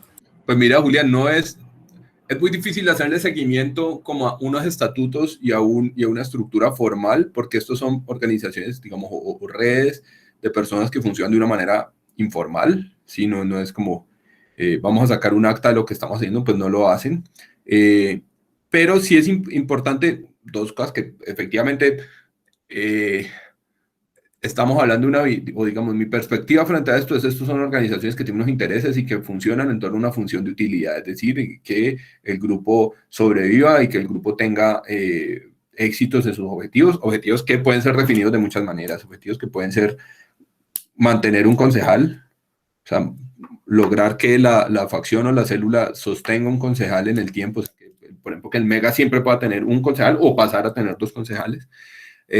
Pero 2, también trabajar en torno a que los integrantes y a los brokers y los votantes de base, pues se les resuelvan cosas. Y eso, claro, bajo la lógica, digamos, típica de las democracias, pues no puede funcionar así. La lógica es que pues somos ciudadanos libres, que votamos por unos candidatos y que la estructura del Estado nos va a responder las necesidades de quienes más lo necesiten y demás, sin distingo de por quién haya votado. Pues obviamente aquí no funciona así, obviamente los beneficios o los avances sociales que buscan estas personas son para las personas que votaron por ellos. Y eso es muy importante tenerlo en cuenta. Y voy a referirme a ello en la parte siguiente. Voy a dar aquí unas vuelticas más en torno a lo que es estar en estas células y luego voy a hablar precisamente de eso, Julián. Entonces, yo creo que sí, voy a meterme en este tema efectivamente.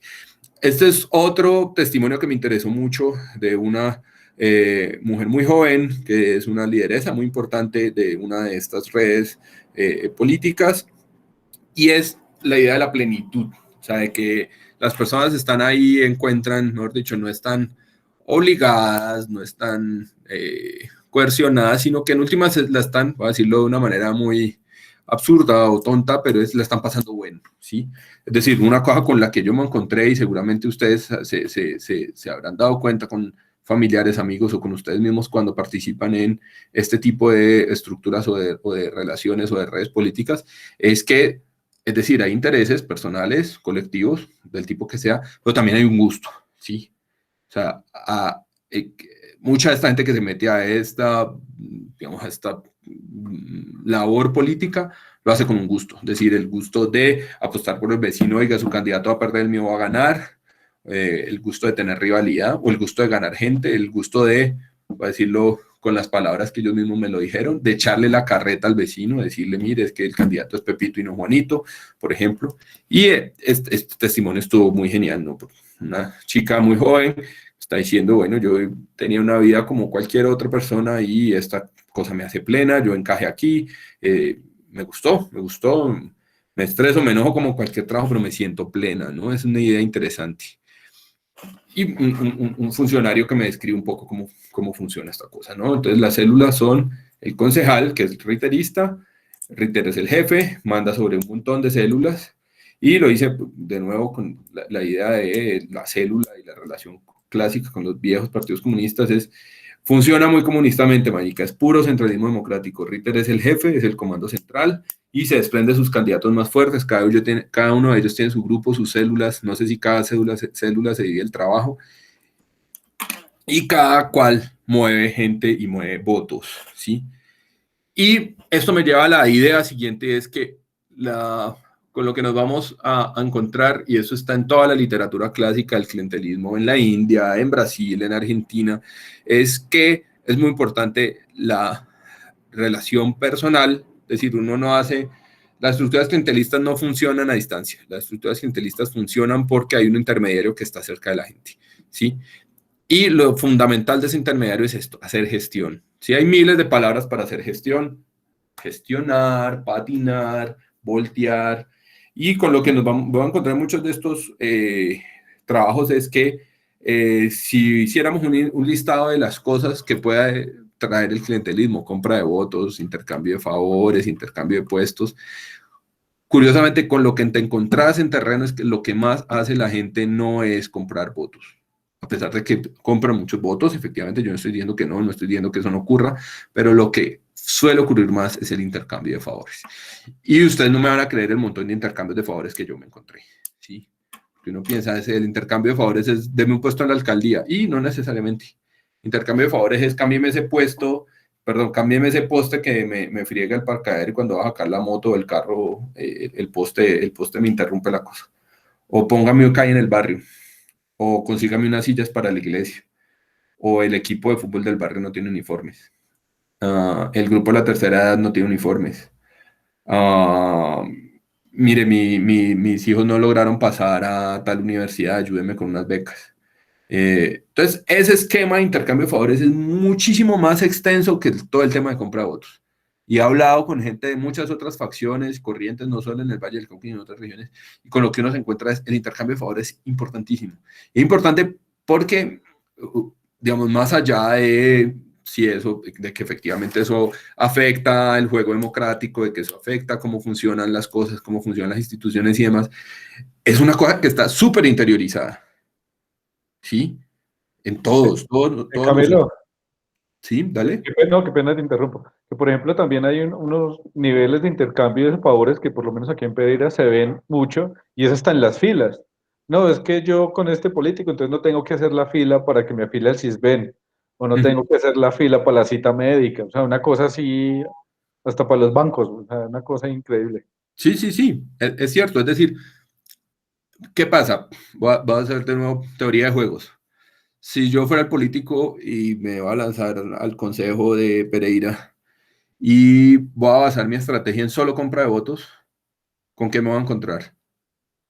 Si solo voy a hacer compra de votos. Que no te alcanza. Que sí, que tengo que ser el socio de Bill Gates, ¿no? O sea, es carísimo, sería imposible. O sea, de hecho sería un pésimo juego, porque dentro de lo que voy a obtener, nunca va a reponer lo que invertí. Eso no quiere decir que no haya comprado votos. No estoy diciendo eso. Por lo que nos vamos a encontrar, y hay veces uno habla de esto en escenarios académicos y la gente se sorprende y le dicen, no, eso no puede ser, eso es mentira. Es un montón de favores, y no necesariamente favores grandes, favores chicos, de una bicicleta, de un permiso, es que tengo este problema con el garaje, etcétera, etcétera. O simplemente de tener un contacto. Digamos, y esto es muy importante porque nos habla del acceso al Estado en Colombia, y es muchas veces simplemente tener acceso a derechos de la gente. El hecho de tener acceso al Sisbén, pues en teoría es un derecho universal, o no universal, para las personas menos favorecidas, pues que tienen ciertas características específicas y demás. Pero si no tenés un amigo en el consejo es muy difícil. Y eso es como la parte siguiente de lo que estoy haciendo. Entonces, bueno, mira lo que me dice esta persona, no voy a decirle un nombre, pero hoy es concejal. Mira, no toda la comunidad te va a votar por un puesto. Te votan es por alguien que se mueva en una esfera de poder, porque la política genera poder, pero sobre todo poder gestionar cosas, poder gestionar donde ese vecino, ese palmirano, no alcanza a tocar, por el brazo del político sí logra hacerlo, ¿sí? Entonces, pues, quiero que me represente, pues digamos, esta no es la lógica de representación, si uno lo mira en la teoría política clásica, pero efectivamente representación es, bueno, hágame favores. Y aquí lo ligo con el capítulo siguiente, es tener un concejal, ¿sí? Y esto es muy importante en el funcionariado, en los trabajadores de la alcaldía o de los institutos municipales o de las corporaciones descentralizadas. Y es, tener un concejal es súper importante. Tener un concejal es que nadie te va a mover, ¿sí? Si alguien tiene dudas o críticas de mi trabajo, yo puedo ir donde mi concejal y decir, oiga, es que me quieren joder.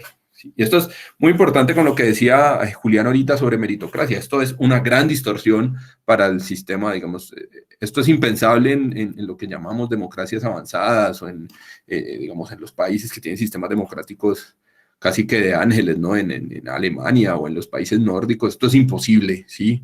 O sea, como que a un funcionario le están haciendo control a su mala gestión y simplemente él llama a su concejal y el concejal lo defiende. Eso es imposible en Alemania. Sos más un funcionario, te vas para afuera, seas del partido que seas. ¿Sí? El servicio diplomático noruego, no importa tu partido, no importa tu ideas, tenés que ser un buen funcionario. No funcionaste, te vas. ¿Sí? Pero, digamos, obviamente nuestro modelo es distorsionado por todas estas relaciones sociales de las que venimos hablando, y lo que parece ser muy importante es tener un concejal que te defienda, ¿sí? Y ¿qué retribución das por tener un concejal? Le pregunto yo a una mediana funcionaria de la alcaldía. No hay retribución, es decir, yo no puedo comprar mi concejal, lo que le tengo que dar es los votos, ¿sí? Hay que garantizar un número específico de votos. Hay listados, cada persona, cada funcionario debe dar un listado de los que va a votar, dónde van a votar, el número de cédula, ¿sí? Vos vas a sus listas, esa gente le inscribe en una mesa, hay que responder por ese número de votos en esa mesa de inscrito. Entonces, ojo que la gran pregunta que se hacen nuestros amigos politólogos de universidades gringas sobre, tenemos grandes dudas, esta gente cómo puede controlar los votos. Y miren, hay formas de controlar la votación, ni siquiera estoy hablando de las ilegales, como tener gente en la registraduría, o etcétera, etcétera, sino simplemente la capacidad de coordinar las mesas. Y ojo que esto suena muy fácil, es lo que me pareció una de las cosas más interesantes de mi trabajo, de lo que descubrimos en este trabajo, es que esto suena muy fácil, ¿sí? Es como, ay, sí, yo inscribo a 15 personas en una mesa. Bueno, pues esas personas hay que llevarlas a votar, hay que garantizar un montón de cosas. O sea, la logística que está detrás de esto no es cualquier logística, ¿sí? Y eso es importante tenerlo en cuenta. Por ejemplo, en la costa caribe, muchos de estos intermediarios, brokers o líderes, los llaman los mochiludos. Y los llaman mochiludos porque andan con unas mochilas de estas típicas de la costa caribe, donde tienen la lista de dónde va la gente, ¿no? Entonces, claro, el día de elecciones, al que ves con mochila, sabes que está trabajando para algún político, porque pues son los que están moviendo la gente de un puesto de votación a otro y demás. Y, bueno, esta es una foto de ese día en que demostré que soy muy mal fotógrafo, pero esta marcha fue muy interesante por varias cosas. Pueden ver los señores de rojo son trabajadores del servicio de recolección de basuras del municipio, pero tenés a estos tipos zanqueros que están disfrazados del tío Sam, pero con los colores de la bandera de Palmira. El chico no quedó muy bien en la foto, pero el chico de la derecha es de una red de iglesias cristianas que apoyan a esta facción política, etcétera, etcétera. Y esto me sirve para hablar del tema siguiente, y es la calle, y es, de nada sirve en estos contextos intercambiar favores si no se demuestra fuerza en la calle. Eso suena muy raro, pero es importante, suena muy raro, digamos, a los que, entonces yo vengo a un barrio muy popular de Palmira, eso ahí es muy normal, pero suena muy raro en la academia, ¿no? Como pero ¿para qué demostrar fuerza si ya tenés relaciones establecidas y demás? Y eso no es cierto. En la vida práctica es importante mostrar fuerza de calle. Las facciones políticas tienen que demostrar que tienen poder de convocatoria, que tienen líderes. Digamos, Palmira tiene esta tradición antiquísima de ser una vieja ciudad liberal, entonces la figura de un caudillo liberal hablando en el parque del barrio es muy importante allá, ¿sí? Si no tenés, puedes tener una muy buena red, pero si no demostrar que tu red se puede mover en la calle, que tenés capacidad de convocatoria, perdés mucha fama, ¿sí? Afecta tu imagen. Y esto que yo copio aquí es una cadena de WhatsApp, que tiene mucho que ver, digamos, WhatsApp hoy es una herramienta tremenda para todo esto que está pasando. Este era el mensaje típico, la cadena de WhatsApp que se mandaba en las elecciones pasadas, ¿no? Y ojo, más allá de que pueda tener errores de ortografía, porque así lo mandaban, pero ojo que lo que está aquí es muchas de las estrategias de movilización de calle, ¿sí? Entonces no dejes de invitar a tus amigos, si quieres llevar 50, dejes de invitar 100, ¿sí? La capacidad de decir un medidor, es gente que tiene conocimientos prácticos sobre cómo funcionan estas líderes políticas. Si quieres llevar 20, es invitar a 40. Es vital que nos vaya bien en el cierre. El cierre es un tentativo, seguramente un predictivo del día electoral. No podemos ser inferiores a otras campañas. Hay que ser, si no el mejor cierre, uno de los mejores. Vamos con todo, cuento contigo y con toda tu familia y tus amigos, ¿no? Entonces, WhatsApp es importante no solo por las cadenas, sino por las fotos, ¿sí? Hay unos teóricos de la sociología que dicen ahora que vivimos en un mundo del neopanoptismo, que es una palabra horrible, pero ¿qué es el neopanoptismo? El panóptico es esta estructura, seguramente Eduardo, que es muy fanático de estas ideas, les habrá hablado de ello, pero de esta estructura de los colegios y de las cárceles antiguas, donde todo era visible, ¿no? Sí, no sé si a ustedes les tocó en los colegios que uno mira el patio, o las cárceles que está el patio en la mitad y es muy fácil vigilar la estructura. Pues hoy con las redes sociales y todas estas cosas vivimos en una nueva estructura de panoptismo donde podemos ser vigilados permanentemente, donde todo lo que decimos o todo lo que montamos en nuestras redes sociales ya dice mucho sobre lo que pensamos, lo que queremos hacer y cosas así. Entonces, el neopanoptismo impacta en esto. O sea, por ejemplo, WhatsApp es una herramienta clave. ¿Por qué? Porque hay grupos de WhatsApp de todas estas cosas. Yo me imagino, creo que no soy el único, que tiene grupo de WhatsApp de la familia, de los amigos, del equipo de fútbol del barrio, etcétera, etcétera. Y estas facciones políticas van a jugarle mucho a los grupos de WhatsApp. Sobre todo porque la asistencia a los eventos políticos, a la lógica de calle, es muy fácil de controlar ahora, ¿sí? O sea, Cami, qué pena. Ahí Andrea levantó la mano. Ay, perdón. Sí, dame un segundito, Andrea, termino esta idea y le haces. ¿Por qué? No sé, hace 20, 30 años era muy difícil controlar si tu compromiso de ir a un evento pues era cierto. Ahora sí que es muy fácil. ¿Por qué? Porque el compromiso es, si yo estoy jugándome a que mi familia me consigo 10 votos, pues cuando hay el evento público tengo que subir la selfie, ¿no? Esto a mí me pareció alucinante, porque era una forma digamos, bastante novedosa de hacer política, y es la obligatoriedad de la selfie, ¿no? Entonces, si me fui al evento, llevo a mi familia, me tomo la selfie con ellos, tengo que mandársela al intermediario. Y el intermediario, a través de estas selfies y de estos grupos de WhatsApp, puede tener un control muy, muy, muy, digamos, verídico de todo lo que está ocurriendo y de cómo la gente le está cumpliendo o no le está cumpliendo a sus compromisos políticos en este intercambio de favores. Andrea, perdón, dale. Camilo, muy buenas noches. Muy buenas noches, ¿cómo estás? Te cuento que hablando de este tema, yo no conocía tampoco de esa forma, y mira que a través de una amiga que trabaja acá en una empresa de los MEREC, pues es muy curioso porque aparte de que por ser ellos funcionarios de las empresas donde trabajan, tienen obligatoriamente, o sea, se supone que no, pero eso es, no, pero sí, ¿cierto? Tenían que llevar un listado de 100 personas, por cada funcionario, 100 personas que tuvieran pues intención de voto, ¿cierto? Y de esas 100 personas, como mínimo, 60 tenían que ir a un evento de estos. Entonces, pobrecitos, porque mi amiga era, ay, muchachos, ayúdenme, aunque sea para posar para la foto. Eso era en otros, no, pues, no. pues yo soy súper apolítica pues en esa parte, de hecho yo soy de las que no elijo. Entonces yo le dije, amiga, qué pena contigo, pero no, lo siento, pero no. Lo siento, pero no, como en la canción. Sí, pero, y sé que depende de tu trabajo, pero pues pueden haber otras personas que sí.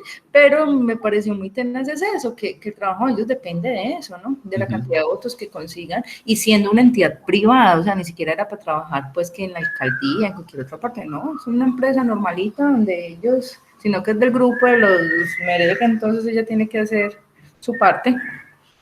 Sí, efectivamente, esa es otra idea que solemos tener, y es solo los empleados públicos, solo los funcionarios son los que tienen estas presiones. Y no es cierto. Hay muchos mecanismos. Un mecanismo típico en Cali, por ejemplo, es, digamos, no sé si conocen Cali, si conocen el barrio San Nicolás, que es el barrio de los impresores y de las empresas de la tipografía. Pero estas empresas tipográficas se mueven mucho en política en ese marco, ¿no? Consiguen votos a cambio de tener los contratos de impresión o de litografía posteriores de las instituciones o de las oficinas de los concejales y demás, ¿no? Y son empresas privadas, digamos, no hay una injerencia directa del candidato o del político sobre la forma como contraten, pero sí pesan en este escenario. Entonces, bueno, acabo de ver la hora, estoy súper atrasadísimo, pero bueno, no atrasadísimo, porque básicamente esta era mi idea. Yo lo que les quiero decir, esta es una invitación, digamos, obviamente el profesor Pulido define los mecanismos en que ustedes pues autónomamente tienen sus mecanismos de calificación y demás, pero yo, más allá de cómo les vaya o de que me lean o no, que eso está en la autonomía de cada cual, yo me iría muy feliz si pudieran echarle cabeza a esto en sus realidades, porque es algo que usualmente damos por hecho, ¿no? Ay, sí, en Colombia es un país muy clientelista, en Colombia pasan muchas estas cosas, pero parece una cosa ajena y estamos inmersos en esta idea. Entonces, yo voy a dejar por aquí, mi presentación era básicamente una invitación a abrir los temas, y me parece genial que Luis, que Andrea, que Julián conozcan casos, y seguramente el resto conoce un montón. Yo voy a dejar por allí, quiero abrir el espacio si Eduardo lo tiene a bien, para la participación, para preguntas, para regaños, para si no están de acuerdo en lo que trabajé o si les parece interesante algo o no. Pero mi invitación final es, muchas veces pensamos que estas discusiones ultra teóricas o de la academia más refinada y demás están muy, muy, muy lejos de nuestras realidades. Y lo cierto es que no. Lo cierto es que de una u otra manera estamos inmersos en esta, si se quiere, relaciones, si se quiere, cultura política, como lo queramos ver, pero es algo que es muy cercano y que vivimos día a día. Les agradezco mucho la atención y bueno, quedamos en manos de Eduardo, que nos dirá como en la dinámica interna de ustedes que podemos seguir haciendo. Y bueno, muchas gracias por su atención. No, muchísimas gracias a Camilo, que está desde México dándonos un espacio para ello. Y a los que estamos acá, tenemos pues 10 minuticos para hacer intervenciones y demás, aportes, críticas, creo que es válido ello. Entonces, no sé, les doy el espacio acá y de pronto yo cierro. No sé si Andrea levantó la mano o es de la intervención anterior. No le he bajado, qué pena. Dale, no te preocupes. Entonces, no sé, Julián, que se hablaba, Álvaro, Andrea, bueno, cualquiera aquí está bienvenido a este debate. No, pues porque donde me dejen a mí, ahí lo cojo yo a él hasta las 10. Y dos palmiranos echando carreta. María, por noche. Sí. No, pues vea, Camilo, pues la verdad que lo felicito porque ese tipo de investigaciones es muy útil, y más que todo para el conocimiento de lo que estamos viviendo en nuestra vida cotidiana. De pronto sí me hubiese gustado un poco más ampliar el tema de por qué estas personas tampoco, ellos van a trabajar, porque por ejemplo nosotros tenemos un movimiento político por acá, ¿cierto? Y vimos que una de las tendencias de los líderes, llamados líderes, Camilo, era el CBY, ¿no? Ajá. El CBY es como voy yo, ¿no? Sí, y sí. líderes que manejaban 300, 400 personas, ¿cierto? O sea, independiente partido político. Es que ya ahorita hoy en día el tema de partido político está mandado a recoger hace mucho tiempo. Ahorita es el tema que lastimosamente no hemos podido lograr, es que todas estas personas acojan los temas sociales, hombre, lo que va a la comunidad. Aquí todo es como voy yo, el CBY, estoy contigo, pero mira que tengo que respetar. O sea, lo que estábamos hablando ahorita de la defección, que en la realidad, en la práctica, eso se ve constantemente. Sí. Y lastimosamente el gobierno y todo, o sea, todos trabajan de la misma manera, ahí no hay excepciones de absolutamente nada. Todos los movimientos políticos trabajan de la misma manera. En todo caso, esa investigación que usted hizo, pues sí lo felicito, porque la verdad habría que socializarla un poco más, o sea, tener más socialización en temas de, yo hasta diría, porque pues don Amortegui es una persona que le gustan mucho estos temas, es el director de, ¿cómo es que es? El coordinador de grupo, ¿no? El coordinador académico de la Sí, universidad. coordinador académico. Y la Además verdad, es historiador también. historiador también.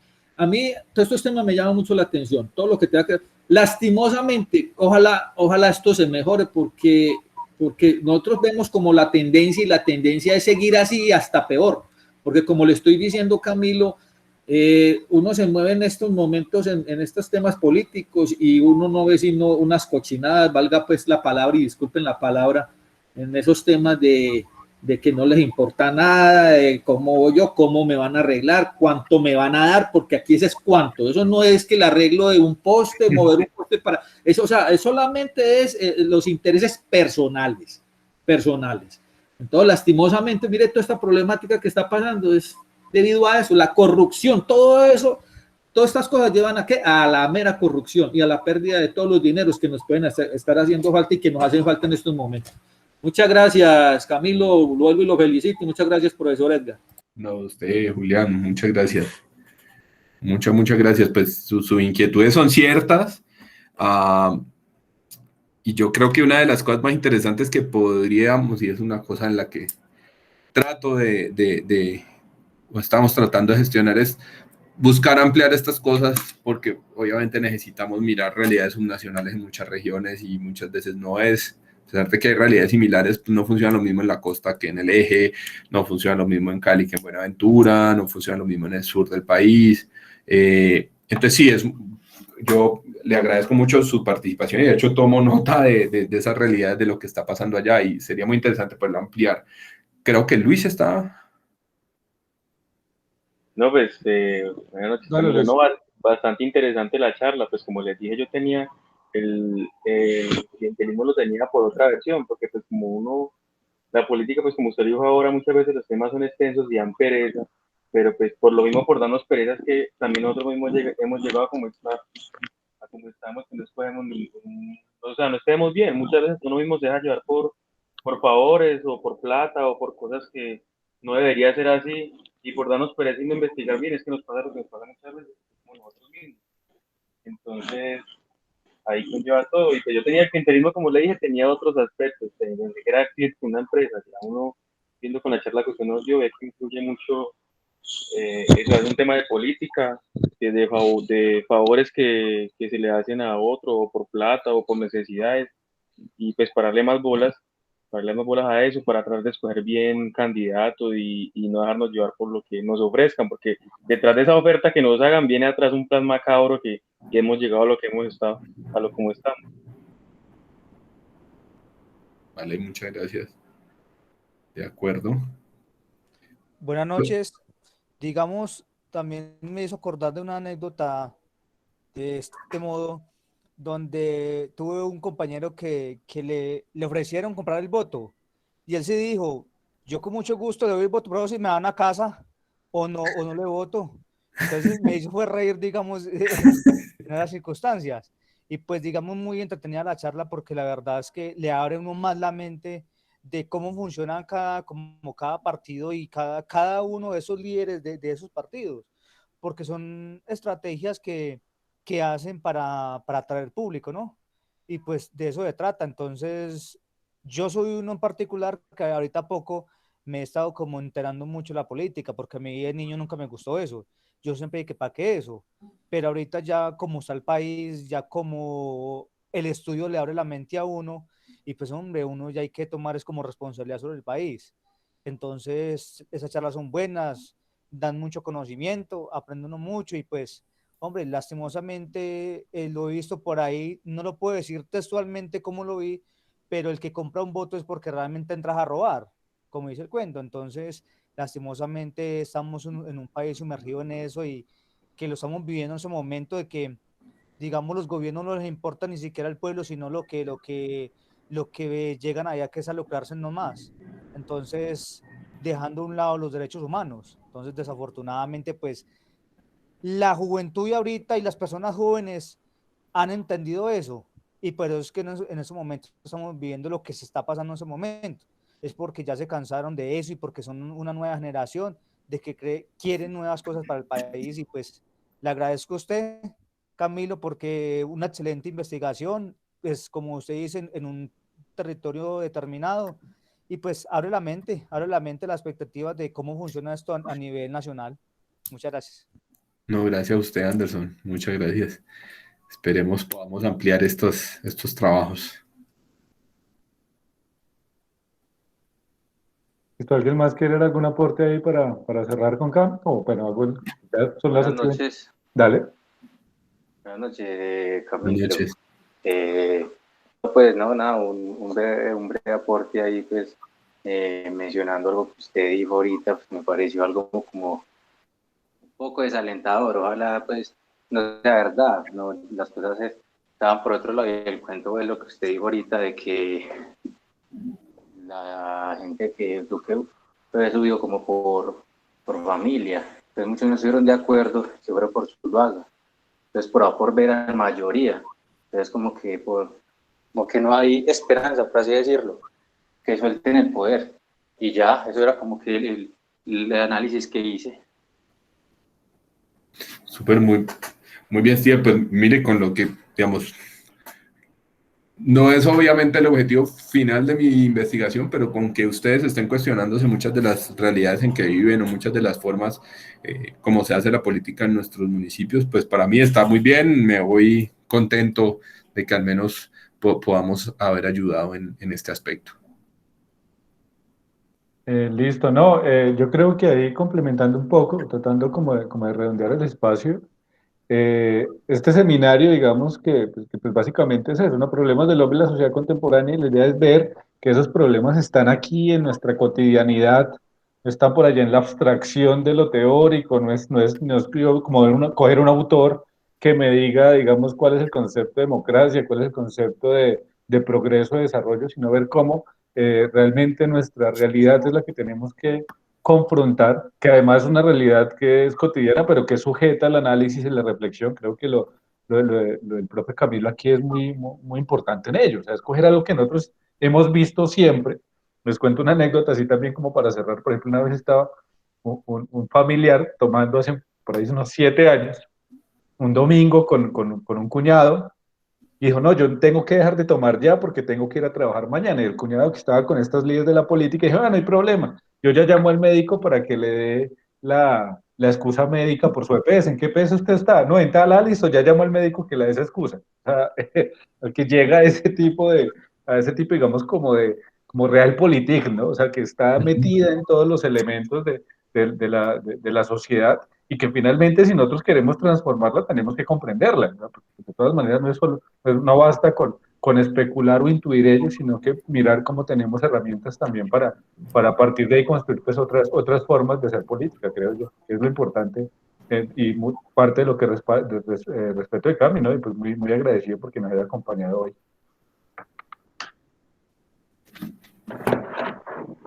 Bueno, muchas gracias a todos ustedes, y bueno, como se considere, a disposición de ustedes en lo que podamos ayudar, y bueno, un gran saludo y muchas gracias al profesor Pulido por la invitación. No, dale, entonces, no, muchísimas gracias a ti. Estamos esperando que nos envíes las diapositivas para subirlas ahí a la plataforma, Y listo. Y para todos los demás les cuento, te cuento que vamos a hacer unas fichas de lectura sobre ese texto tuyo. Entonces, para que ya que el viernes las miramos y bueno, va a pasárselas al profesor Camilo para que de una vez las mire a ver qué tal el Vale. ejercicio nos fue.